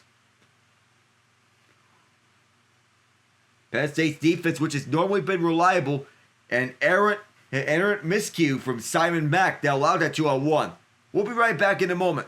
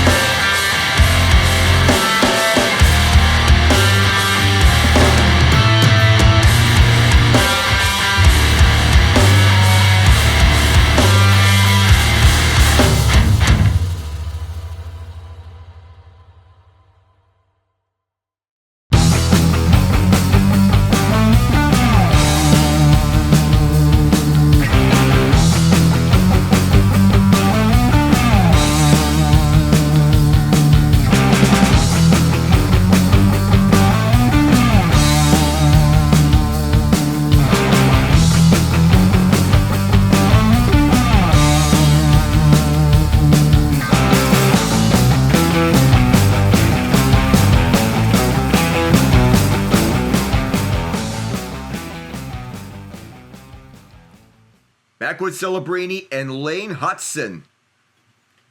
Two key faces from last year's Boston University team. Macklin, the first overall pick of the last year's NHL entry draft. Lane Hudson leads all NHL rookies in points. And Cole Hudson, Hockey East Rookie of the Year winner this season. So Celebrini won it last year. Lane Hudson 2 years ago. Hudson declared for the NHL right after his sophomore year at BU. He's one of the top prospects on Boston, on the Montreal Canadiens system.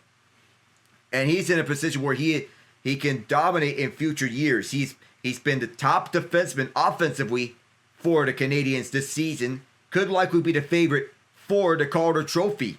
Cole Hudson has 47 points this season, which leads all freshmen in D1. Penn State will move it up off the faceoff. They have not scored so far in this game, but they can strike at any time. Here is the Graves, who gets decked from behind and gets ridden of the puck. BU will move it for the near side. And here they come. Jack Hughes wants to move it up. This is not the Jack Hughes of the Devils. This is a different one. This one's a draft pick of the Los Angeles Kings. Cole Hudson trying to spin and turn. Couldn't do so there as this bounced up and Penn State will grab it up. Penn State has only 7 NHL draft picks on their roster. None of them have been drafted earlier than the 7th round though. But they've made it here because of the identity of the team, making an improbable run to the Frozen Four. 2:20 to go. And Jimmy Dow Jr. leads it over to the near corner. His defensive end left up for Zaniev. Second line out there as here's Laubach. Laubach fires it. Yegorov with the save. From the near corner, Laubach gets it back off the feet from Frink. Aaron passes this exit zone. And intended man was Jared Crespo. And Penn State will change units. BU trying to catch him off guard, which they will. Here's the rush to the left circle. And shot! Stopped by Sergeyev! And he'll hold on to it. Oh, that was dangerous. It's Quinn Hudson came in on the rush off the bench. Oh my goodness.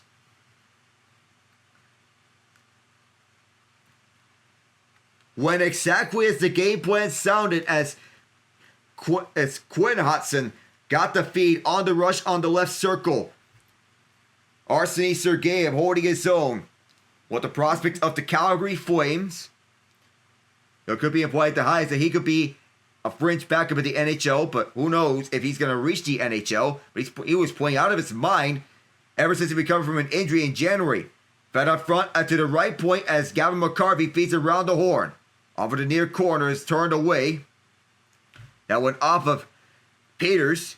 Peters with a hold of the puck and moving it up for the ice. 4 flanks out there for Penn State. Peters forced wide. Peters tried to center it. He wanted to look to Dowiak's direction. And a one-timer for the left point was blocked in front. Bounces up and it's going to be recollected by BU. Penn State's going after this. Paquette will set things up onto the left point. And is set it on the backhand. Right behind Yegorov's crease where he'll come out to play it. But dangerously as Dowiak was racing right onto it. 70 seconds left in the second period as this gets sent down to distance. And Sergeyev sees his exit out of play with 1:08 to go. Devin Kaplan, the last touch. Western Michigan will face the winner of this game. And Western Michigan, in their first ever Frozen Four appearance, defeats the reigning champion Denver 3-2 in double overtime, 28 seconds in. Denver tied the game down by 2, but fell in the second overtime. It was the first game in a long time in which a Frozen Four game has went multiple overtimes. Serrato and Svoboda for the faceoff, won by Svoboda. 1:03 to go as we approach the final minute of this frame. At Penn State's own zone, Arseny Sergeyev playing this one towards the near half boards will be collected up. And they move it through the near side. Serrato boxed out. And it'll be Willander restarting things up for the Terriers. Trying to send this one towards the near corner, but Penn State is all over this. It bounces up. It'll be collected by the Terriers. Penn State going back with this puck as Serrato gets turned away. Could not handle that puck any longer. Jack Harvey denied entry, but this bounces right over on the turnover. But BU turns it back over to Penn State. 26 on the period. Set this side up to the far corner with the Marsko in pursuit. Willander pokes it away. Bounced up and on for the opposite half boards. On for the near side. Around the horn, the Marsko turned away by Willander. And BU, with the body presence all over Penn State, it bounces up, and here's Devin Kaplan in the zone here for the Terriers. Kaplan forced onto the far corner, poking away is Simon Mack to end the second period. It is 2-0 Terriers, and they have the shots on goal advantage 24-15. The goals from Jack Hughes and Cole Iserman. Hughes from Matt Capone, and Iserman from Cole Hudson and Devin Kaplan. First goal at 1:35 the second period. Second goal, 10:44 of this frame. As we get it over, up and around, we'll be tuned into the halftime report. They're at the end of 2.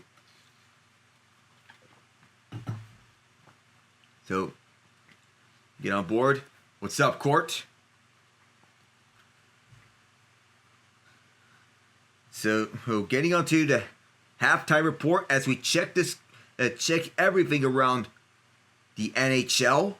In the meantime, the playoff races are tight between the NHL and the NBA. Going over to the NHL first because the Atlantic Division race is as tight as it can get, and one key game could decide who would have home ice advantage in a potential first round preview. On April 15th, the Tampa Bay Lightning host the Florida Panthers at Amalie Arena. So that game is going to be crucial for playoff standings, as Tampa currently hosts the second seed in the Atlantic Division. The Toronto Maple Leafs are currently the top team in the Atlantic Division. In all likelihood, they'll be the other number 1 team in the Eastern Conference. The Washington Capitals are at the driver's seat to clinching the number 1 overall seed in the East. Toronto will likely be the number 2 overall seed in the East. The Lightning, Panthers, and Carolina Hurricanes and New Jersey Devils have all clinched playoff spots. The Hurricanes will host the Devils in the first round in all likelihood.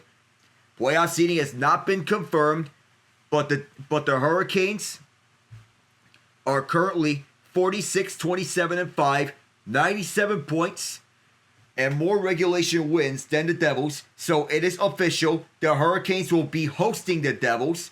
It is a rematch of the 2023 Eastern Conference Semifinals series in which the Hurricanes defeated the Devils in 5 games. It was the breakthrough party of Jack Hughes in 2023, but the Devils will not have Hughes this time around. He is out for the remainder of the season with surgery. But Dougie Hamilton will be in line to return in time for the playoffs for the Devils. And Jonas Siegenthaler could return if the series goes beyond April the 28th. That's the expected date in which he's going to return. So that's one official playoff matchup. Then one of the 2 wildcard spots is going to be occupied by the Ottawa Senators in all likelihood, unless if the Panthers' woes continue onward. The Panthers, the 3rd seed in the Atlantic Division, the defending Stanley Cup champions. They were the number 3 overall seed last season in the Eastern Conference, but they were not bothered. Though they were playing with fire in the Stanley Cup final, after being up 3-0 on the Edmonton Oilers, they almost allowed a reverse sweep of the Edmonton Oilers. The Oilers came 1 goal short of tying Game 7, but those were incredible plays at the front by Gustav Forsman and Brandon Montour. Montour now at the Seattle Kraken, to deny Connor McDavid and Zach Hyman a chance to tie the game up. It was a 2-1 victory in Game 7. 4 teams in the East in the wildcard chase are technically still in it, but they're way behind the Montreal Canadiens that in all essence their seasons are over. Montreal is likely going to take the second wildcard spot and make the playoffs for the first time since their Cinderella run to the Stanley Cup final in 2021 in the COVID-shortened year. The Blue Jackets with a feel-good story, but as I said, the way that they played the season, they fought hard. But I encourage them to finish the story next season. Keep adding next season. Add more talent. And to echo one of the Blue Jackets players, to Johnny Hockey, thank you for choosing the Blue Jackets when others wouldn't. Because the day that Johnny Gaudreau signed with the Blue Jackets, it shocked many in the NHL circles. The city of Columbus was not viewed as an attractive option by NHL superstars. However, Johnny Gaudreau wanted to get closer to family, and he chose the Blue Jackets. A superstar at the time was willingly signing with Columbus. But an off-season tragedy seemed to have put the but an off-season tragedy that took the life of Johnny and Matthew Gaudreau seemed to have put the Blue Jackets in rock bottom. But tragedy can either make teams or break teams. Here, it has made a team. The Columbus Blue Jackets, despite potentially coming up short in the postseason chase, they captured the hearts of many in hockey. And even though the season may be over for Columbus, go in peace. You fought hard, and you earned my respect. Well done, Blue Jackets. The Central Division race is jam-packed, and there's a minimal chance that the Dallas Stars can win the Central Division, and there's no easy task moving on from one topic to another. But the Winnipeg Jets, in all likelihood, if they hold on to the Central Division, they'll clinch the Central Division and the best record in the Western Conference. If they hold on to this one, the President's Trophy race is much tighter between Winnipeg and Washington. The Jets at 54-21-4. Washington at 50-19-9. The Dallas Stars are 50-23-6. The Colorado Avalanche at 48-27-4. The Central is the only division in the NHL with 3 teams having at least 100 points. These teams are some of the best in the NHL when you exclude the start of the season. The St. Louis Blues are one of the hottest teams in the league. But after the fallout of what happened last night against the Edmonton Oilers, they'll have to rely on a Minnesota Wild loss to get better positioning in the wild card race.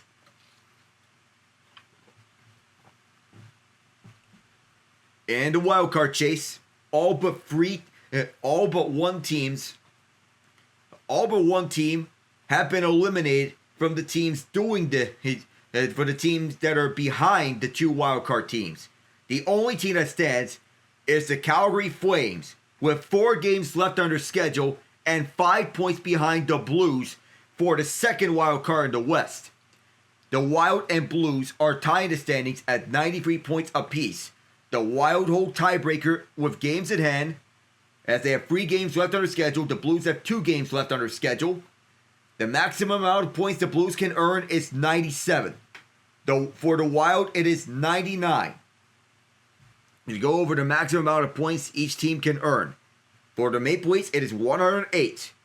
For the Lightning, 105. The Panthers, 102. As with the Leafs and Lightning, each have 4 games left in their seasons. The Panthers, 3 games left in their seasons. But do remember, there's that important Lightning versus Panthers matchup on April the 15th that's going to decide potentially who gets home ice advantage in all likelihood. For the Capitals, the maximum points they can earn, 117. For the Hurricanes, 105. And for the Devils, 97. The Ottawa Senators, 98. The Montreal Canadiens, 95. Among the maximum amount of points each playoff team can earn. Playoff eligible team, that is. For Winnipeg, the maximum amount of points they can get, 118. For Dallas, it is 112. And for Colorado, 106. For the Vegas Golden Knights, the maximum amount of points they can get, 111. For the Los Angeles Kings, 107. They're the only team in the league right now with 5 games left on the season. The Edmonton Oilers can get a maximum of 103 points. For Minnesota, 99. St. Louis, 97. And for the Calgary Flames, 96 is the maximum they can get. for the Flames to make the playoffs, in all likelihood, they're going to have to win out, and for the Blues to lose, one of their 2 remaining games. In all likelihood, for the Flames to get tiebreaker over St. Louis for the final wildcard spot. This can also apply if St. Louis wins out. The Wild lose 2 of their last 3 games, and the Flames win out. That's the scenarios here for Calgary, and going all the way to, and moving their way up front.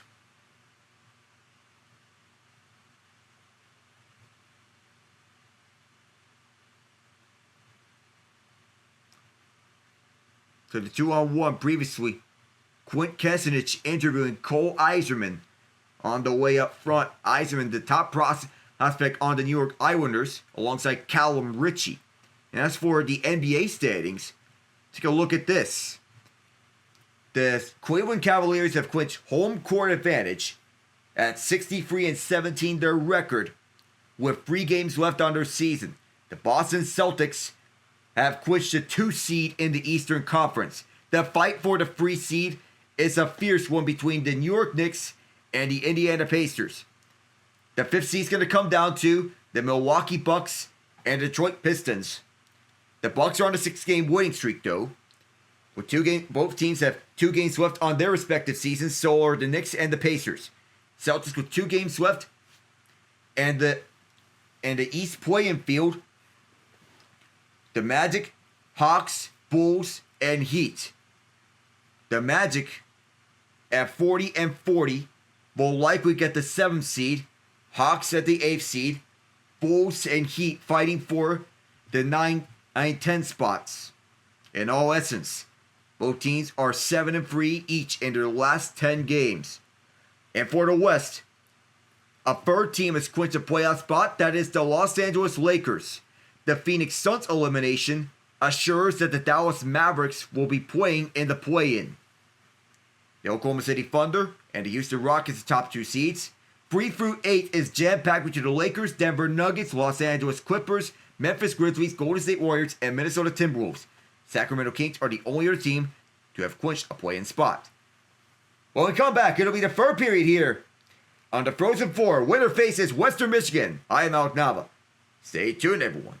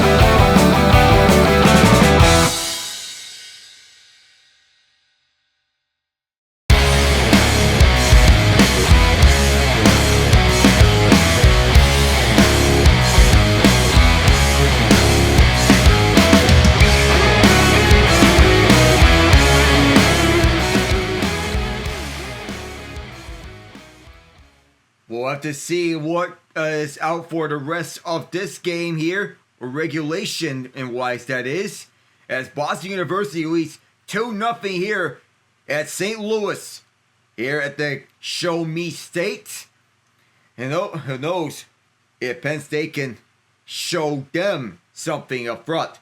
But Cole Eiserman, he's about that 1 knee, 0 chance life off the one-touch pass from Quinn Hudson across. And then Jack Hughes tapped in, and the loose puck right in front after Arseny Sergeyev could not hang on to the puck, which left the juicy rebound right behind.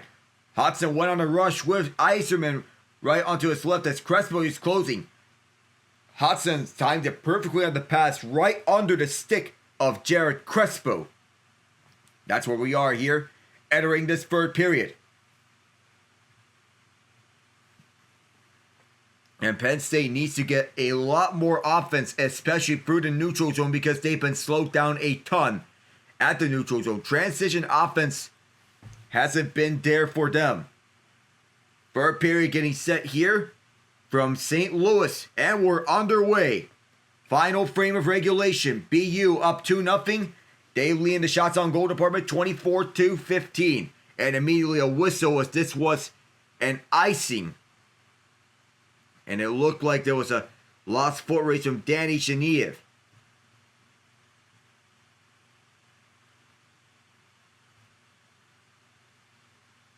So as we go at the assistant coaches, Kim Branfold, who's been a top head coach for Boston University. He's showed that throughout. The Norwegian head coach, the potential Norwegian head coach may be on. Who knows? Penn State starts back up. 20 seconds into this period as BU was right there, Johnny on the spot. Moving around for the far side and around the horn. This will be scooped up by Christensen. Okay, Cole Christensen leads behind for Reese Laubach. Joe Pereira, Kim Branfold, Brian DeCourt, the assistant coaches of this BU squad. Penn State, Keith Fisher, Juliano Pagliaro, Andrew Sturts. The Terriers pick it back up and they move it up 3-on-2 with Jack Hughes. Bounce passing this one. Could not find their man. And now all back the other way is Aiden Fink. It's high off the glass on the feet. Serrato gets cut away. DeMarsico keeping this one alive onto the near half boards. But there was a tie-up. DeMarsico turnaround shot. It was from way out. And an easy save there for Mikhail Yegorov. Cole Hudson, who was shown here for Boston University, he went flying and he took a shot block earlier in the period.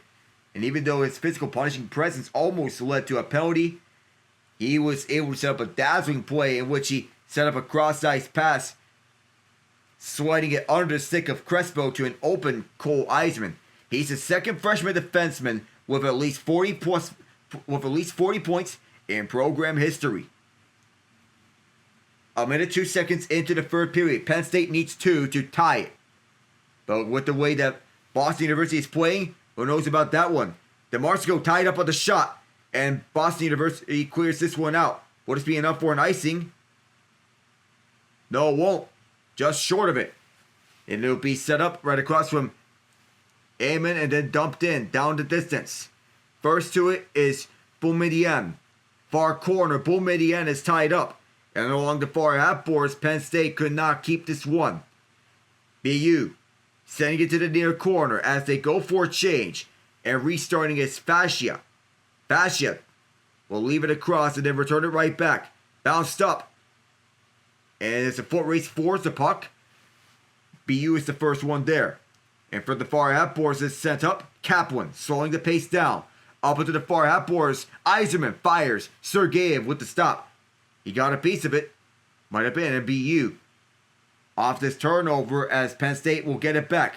Up inside, here comes DeGraves. Nick DeGraves sticked away at the puck. But this puck is bouncing loose right in front and it's fired wide. At the near half boards, one-timer inside by Mack. And it's loose in front! And they score! Penn State knocks it to a one-goal game! Nick DeGraves on the loose rebound!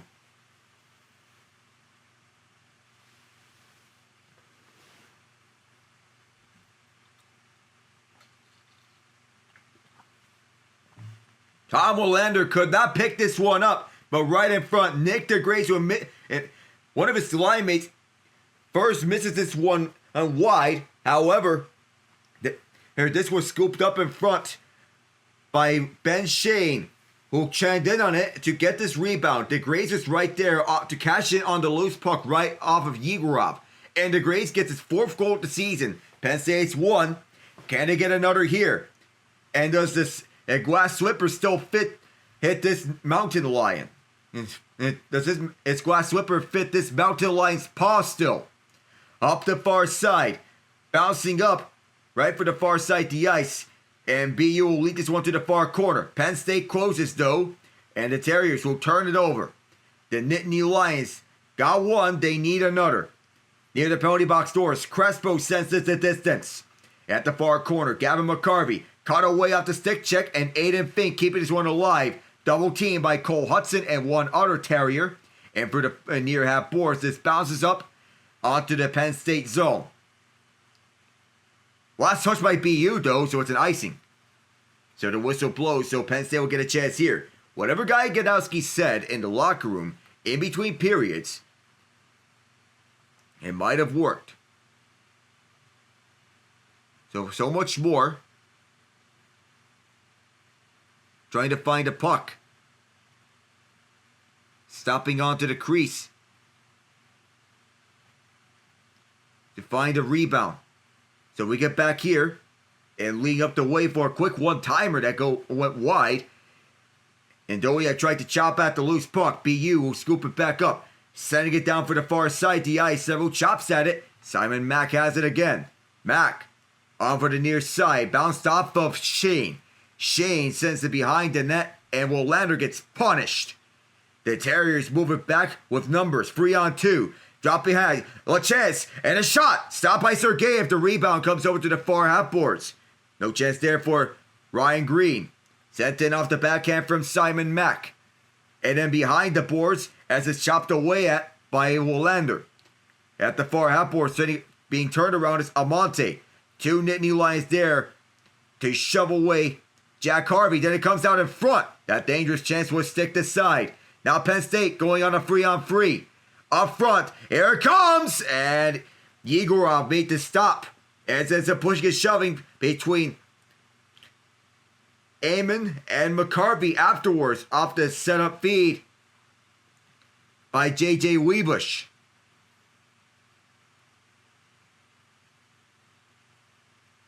Pat Ferschweiler and the Western Michigan Broncos going on the way to the national championship. Just one more row for them to cross. It's either BU or Penn State. Penn State, like Western Michigan, is a first-timer in the Frozen Four. Western Michigan have a program record 33 wins on the year, when you include that double overtime win against reigning champion Denver.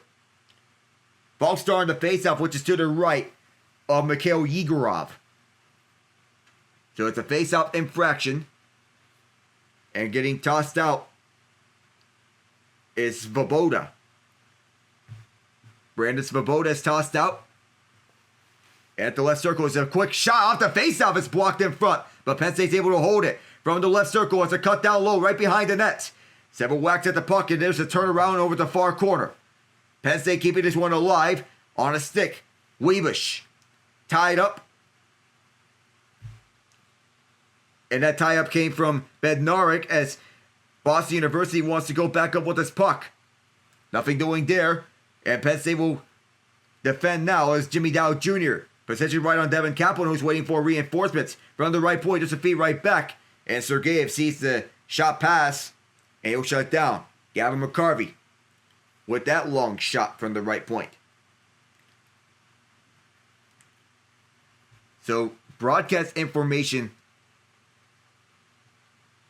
You have to make sure that the right height feeds are being made up and around. 2-1 here with BU the leader. Off this face-off, this is the Terriers controlling. At the far corner, set up pass in front, and that bounced out. Out the center, deflecting all the way out. And Boumedienne all the way back to get it for the Terriers, but Penn State closes that chance up. Sasha Boumedienne Doesn't see anything as this gets sent in by the Terriers. Mack is the first one back. He'll feed to Christensen. Cole Christensen to the near blue line, and then it bounced up. Penn State is in, but they're chopped away at the left point. BU gets it out, and Penn State will have to restart. The Nittany Lions looking to tie it up. Simon Mack. That shot went off of Yegorov. The return opportunity for Geniev. He takes it away in front, and there was nothing there on the shot. Penn State will restart. And Simon Mack backed it off of one of his teammates' skates. And BU will hold it up. Cole Hudson. What is his magic tricks here? Oh, a shot from tight. And Sergeyev had to fight off that one. It'll go all the way back to the BU end. And closing in is Nick DeGraves. Up comes BU as they re-enter. Cole Hudson. And a high hit. Tried to go too cute with the puck. And it bit him.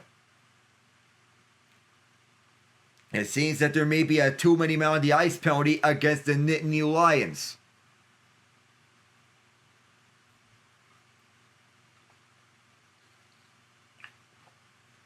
Six skaters on the ice. You cannot have that if you're an NHL team. But it was very fun and clear. Oh my goodness. Oh my goodness. That's one too many skaters that are way out to the ice. And none of them are even in the vicinity where if they can make a legal change. Oh my goodness. That's a bad and horrendous penalty. BU to the power play when we return.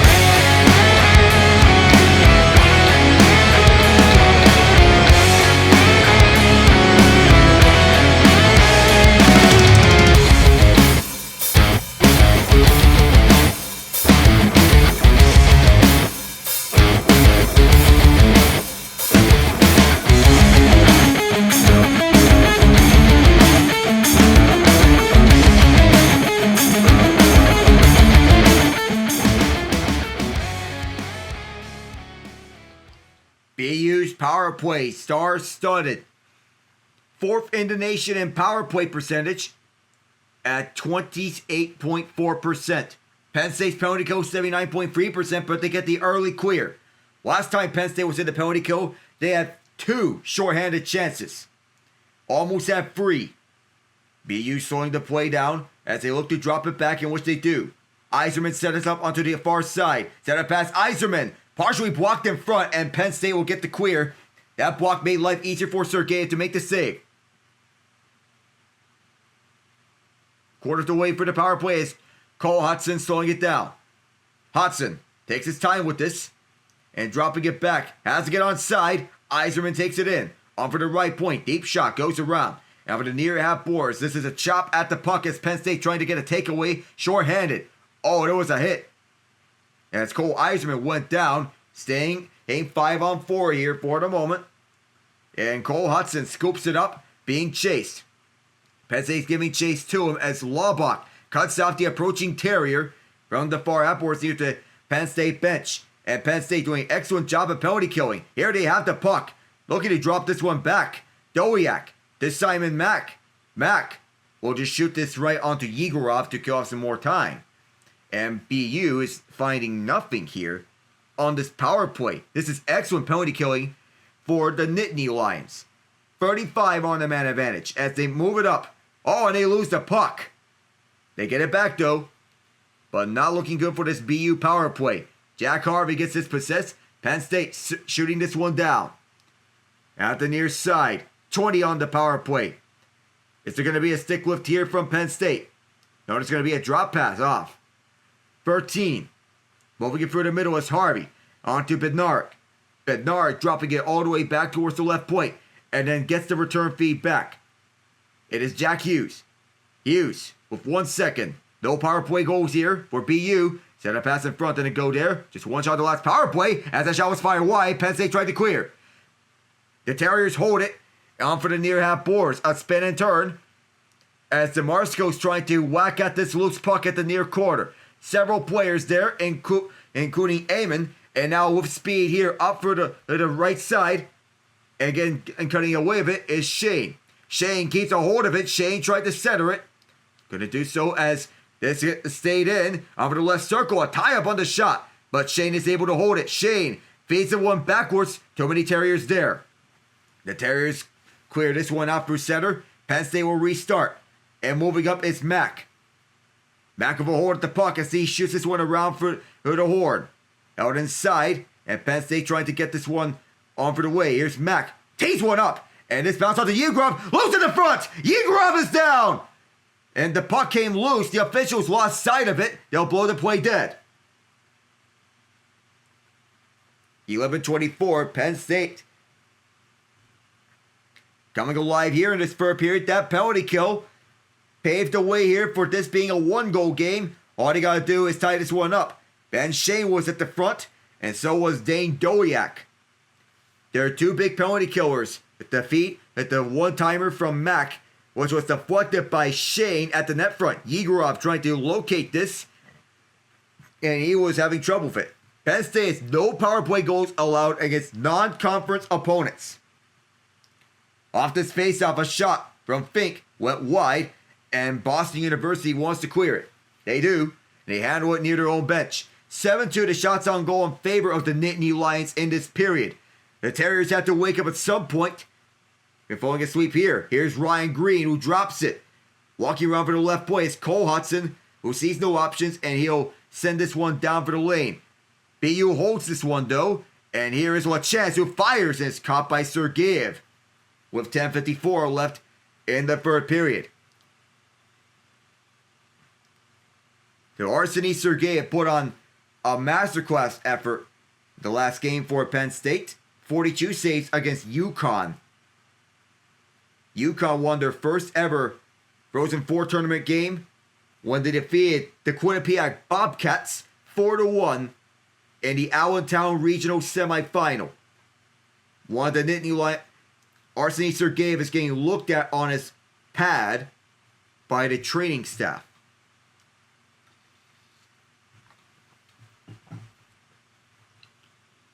So the Nittany Lions are hanging in there. They can and have the ability to give their opponents fits. They did so to Michigan State and Minnesota on the way to upsets to overcome an 0-8-1 start in Big Ten play. So, and Sergeyev has been outstanding ever since he was named the starting goaltender.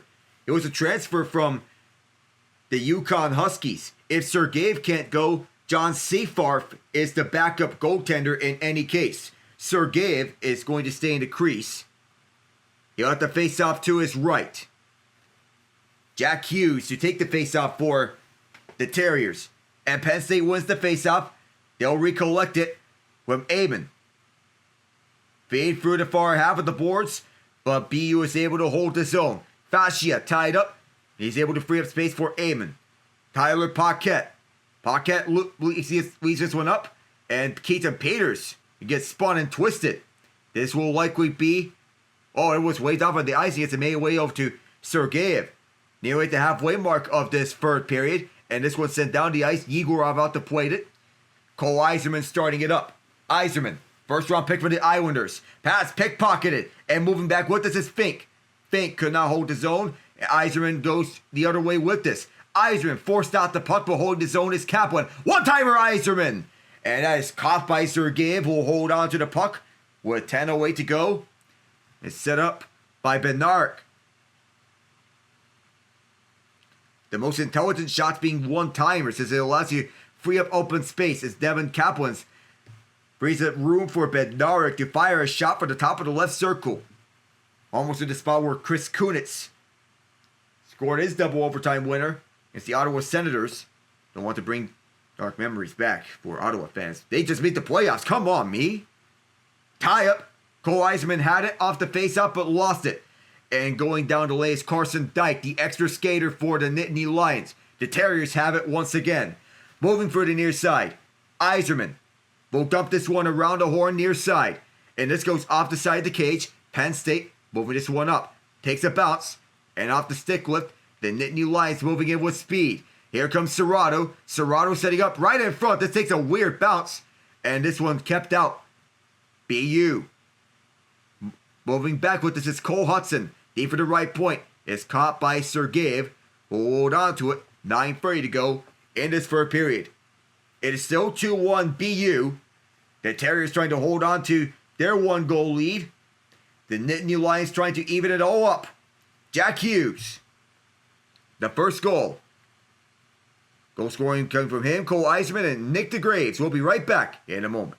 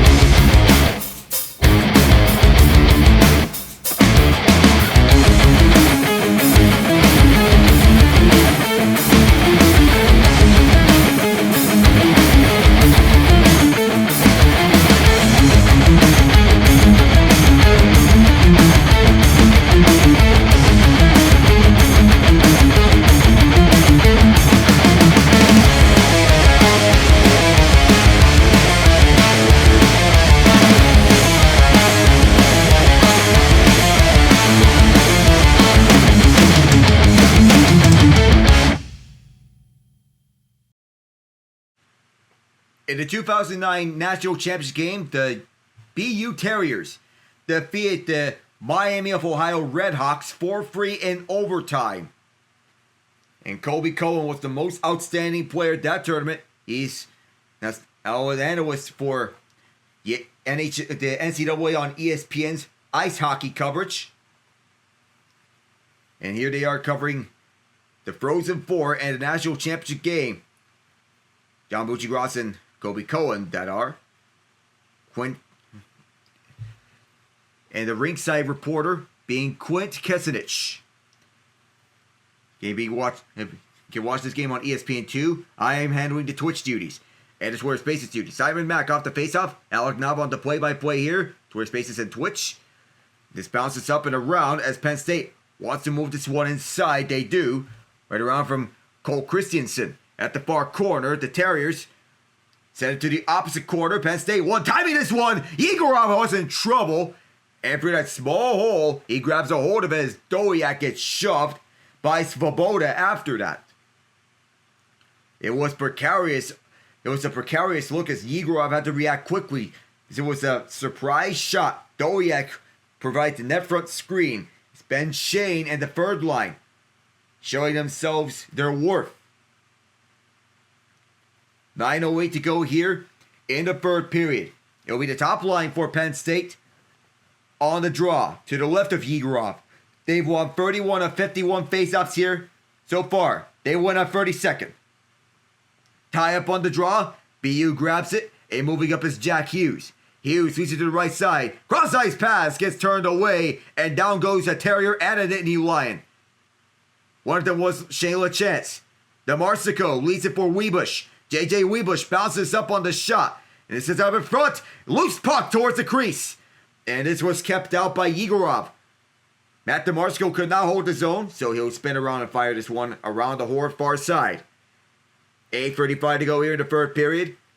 BU leading 2-1. Alec Navajujo on the play-by-play.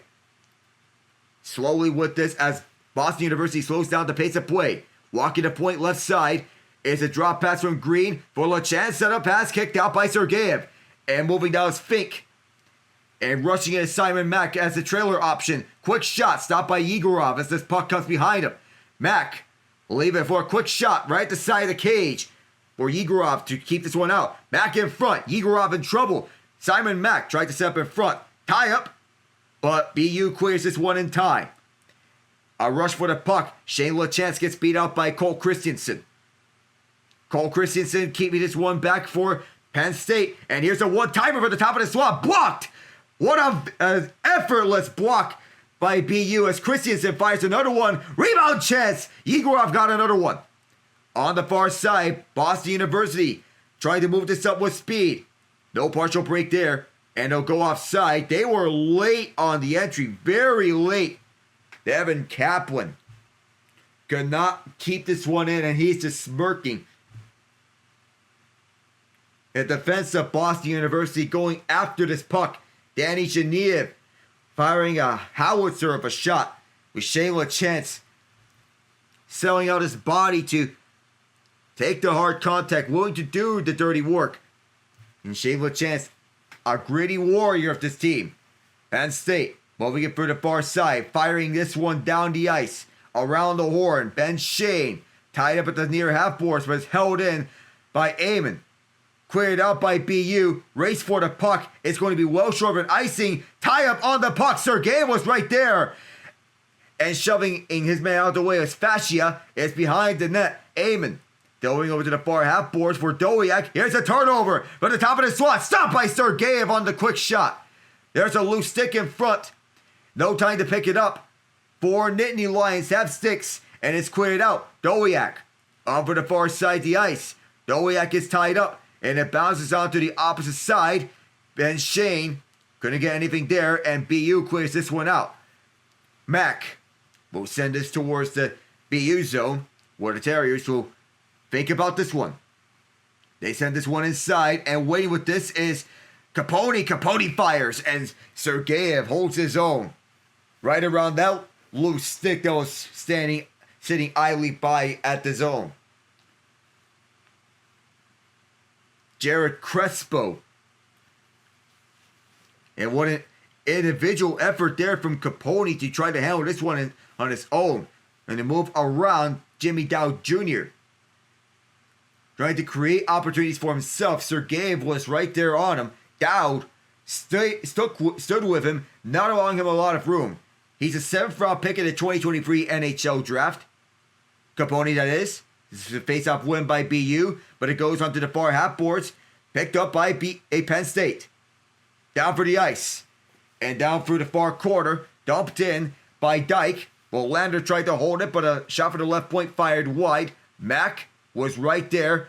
And chopping away at it was the Terriers. They got it out all the way. As the Nittany Lions want to get this back up from their own blue line. 6 minutes to go. And on for the near side, this is a long shot from Peters. Caton Peters missed the net as it was up high. Takeaway here, backhander. Sailed over the crease. And keeping this one in is Fink. BU just managed to clear this one out the zone, but inadvertently iced this one with 5:45. So Penn State will be saved by the icing. Down by just 1 goal. In the Allentown final, it was a setup from Charlie Serrato to Matt DeMarco that won the game for them against UConn to send them to their first ever Frozen Four in program history. In their 12th season as a Division I school, as a Division I professional collegiate team, after being a club team for many years. Just 15 years ago, they were a club team. Now they are in the Big Ten. On the left point, there's an easy save by Mikhail Yegorov, and all of a sudden, Penn State is turning up the heat. They have cut the shots board down to within 3. It's about those faceoffs that have been Penn State's strength. They win faceoffs. They prioritize defense as well. And Charlie Serrato is out there on the ice to take the face-off for this top line between Matt DeMarsico and J.J. Webush. Off the tie-up, DeMarsico gets onto the puck, tries to backhand one, but the man that was at the left point is out the zone. Yegorov leads it over to the near half boards for Cole Hudson. You wonder when Penn State's going to get the extra attacker, but BU dumps this one from behind the red line, and the Penn State fans see it. So this will be another face-up at the offensive zone for the Nittany Lions. They get the second line on there. Aiden Fink, Danny Genev, and Reese Laubach. The guy Godowski looks up. Penn State's won 34 of the 56 face-offs so far in this game. Laubach will take the 57th face-off to the left of Yegorov. It is BU coming up with this puck. They move for the near boards and up for the penalty box doors as Hughes feeds it to himself. Sergeyev dangerously out of his net to feed to the far corner to safety. Bounces up and Penn State trying to take up with this puck, but they can't get by. And BU mishandles it. Laubach sends it up onto the near corner. Just held in by Fink. But behind the boards, behind the crease, this is the Terriers with this one, and they send it up past the red line. Cole Hudson, he can do it all. He'll just send this one behind the net. Hudson muscles off his man Mack. Set up pass over to Capone, who fires wide. And it's picked up by Penn State. They'll come back here 2-on-2 the other way. Drop pass to the top of the left circle. Missed the net. Fired wide. Another chance fought out by Yegorov. So come back for Dowd. Dowd, backhander to keep this one inside. Shane bodied off the puck. When is Penn State going to pull Sergeyev? Here's Shane, who'll set up towards the right side. Crespo fires, and Yegorov holds onto it. Not allowing a rebound with 4:19 to go. Penn State turning on the heat. Just remember, 2 years ago in the national championship, Quinnipiac made the bold move to pull Yaniv Peretz with 4 minutes to go on the power play to make it 6-on-4, and they tied it up. But here, I don't think any such bold move will be made. 4:19 to go when we come back. I'm Alec Nava. Stays tuned.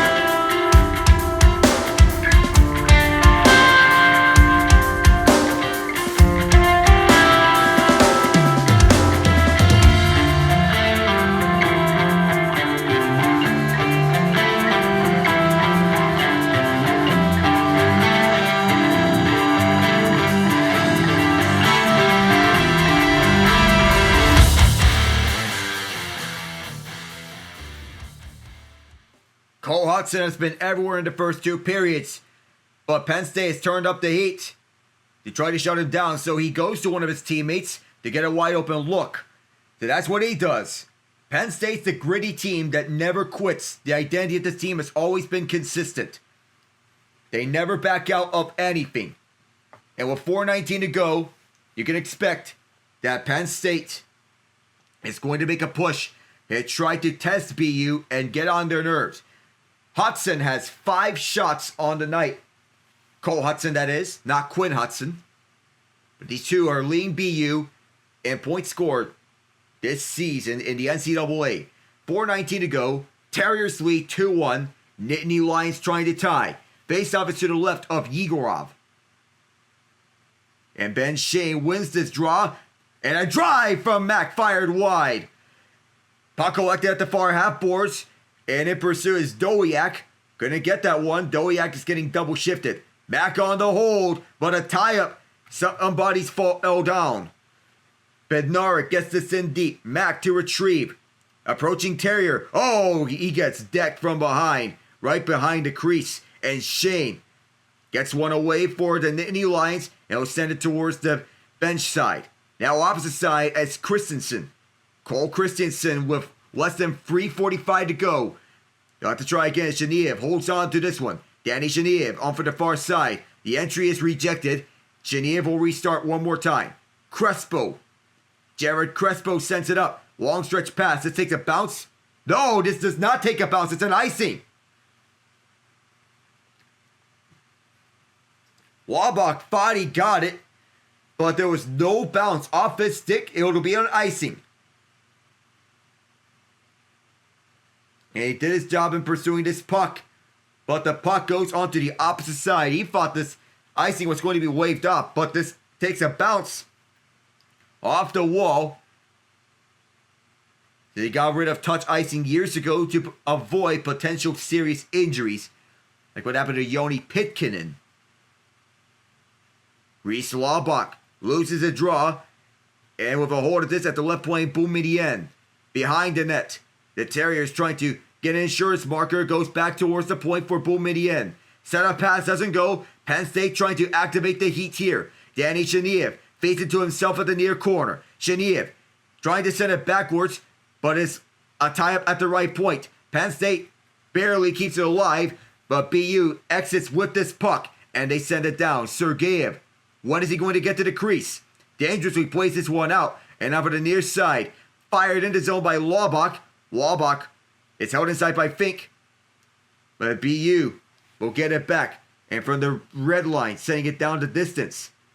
The Nittany Lions, a heavy collision right behind the net. And the Penn State moving it up for the far side, sets things up. The BU is playing ferociously defensively, inspiring, to say the least. And for the near boards by the penalty box, Simon Mack sends it in. And BU is just denying Penn State of everything in terms of entries. Mack will send this one up. That was too far. And BU will run some more clock out.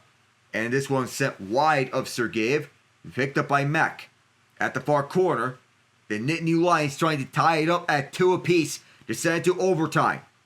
So now Sergeyev's going to the crease. Extra attackers coming out for the Nittany Lions. A tie up at the left point. BU trying to get the empty netter. Now at the left circle. Kerwin drag shot. Yegorov with the stop. And that freezes up actual 152. The faceoff will come to the right, to his right. Not sure if Yegorov knew where it was going to be. But the hand was going to be in the crease. And DeMarsico set things up at the front. Well, he did a curl and drag move. And Penn State's marching band trying to hype up their students who made the trip here to St. Louis down through I-70 West. Or maybe a flight from either Pittsburgh or Philadelphia. Drop pass off to the left point. Now it bounces up and through. BU trying to get the empty net. Instead, they just fired this one out. Was it deflected, though, is the question. 1:45 to go. It does not go over the boards. So this faceoff is going to be outside of the BU zone. Could just be another draw. And the BU marching band, notice it's going to be inside the BU zone.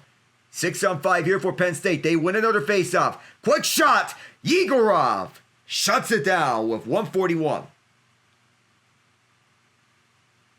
You have to wonder how many opportunities that Penn State is going to get here. Jimmy Dow Jr. rushed in off the draw to get this puck on a setup play right onto the lap. Or they try the same thing or something different. Throw that out the window because it's foul back towards Dowd. That shot was blocked. BU has an empty net. But stick lifting with the Terriers right on time was DeMarsico. Back they come, but Weebush gets turned away. And this one could not be held in for the left point. This puck is rolling. This will be collected at the Penn State zone. Back comes Aiden Fink, who is the extra attacker on the ice. Fink through the far side, speeding down. Fink, cross-ice pass, bounced up towards the boards. At the near corner, directed by Weebush. Could not tie this game up. And at the right point, BU has an empty net. They can put this away if they want to, and they will.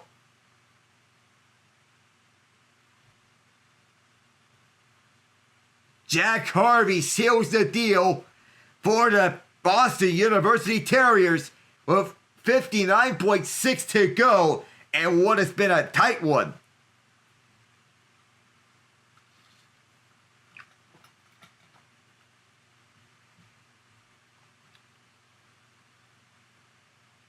And for Penn State, Cinderella, the story has struck midnight.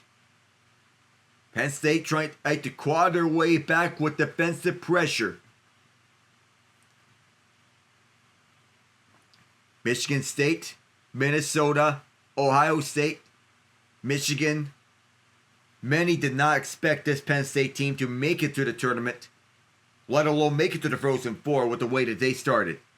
But they clawed their way through, and they made their way to the Frozen Four. No matter what happens here, what a ride it's been for these Nittany Lions. It's not over yet. There was a scuffle afterwards.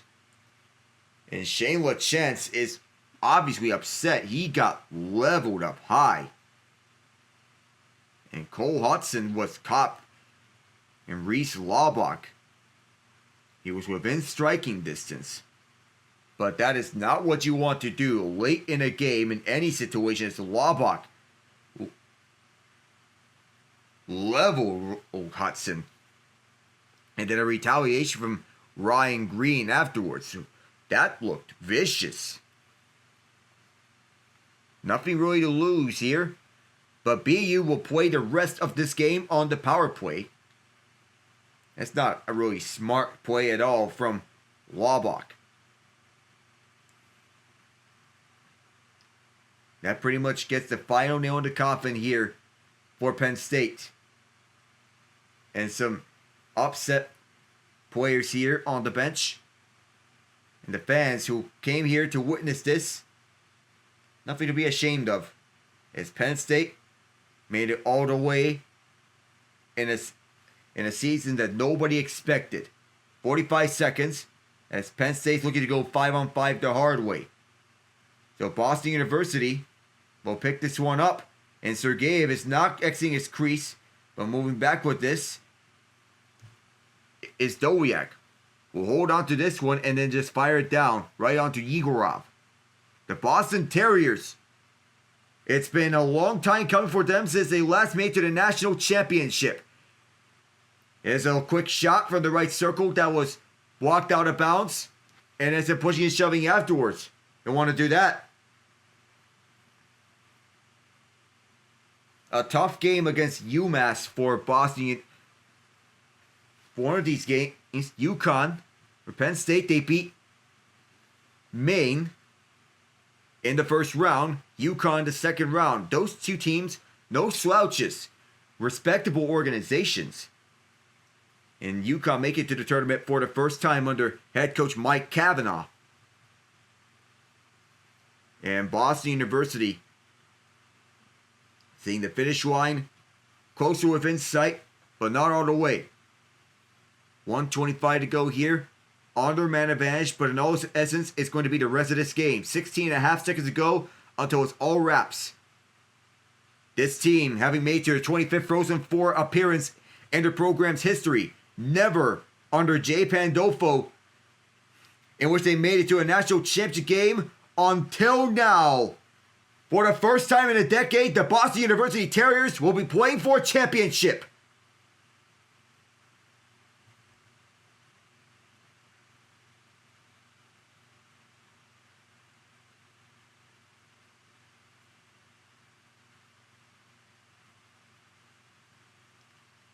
Trying to end the 16-year drought that's been long-standing since 2009 when they beat the Miami Redhawks of Ohio.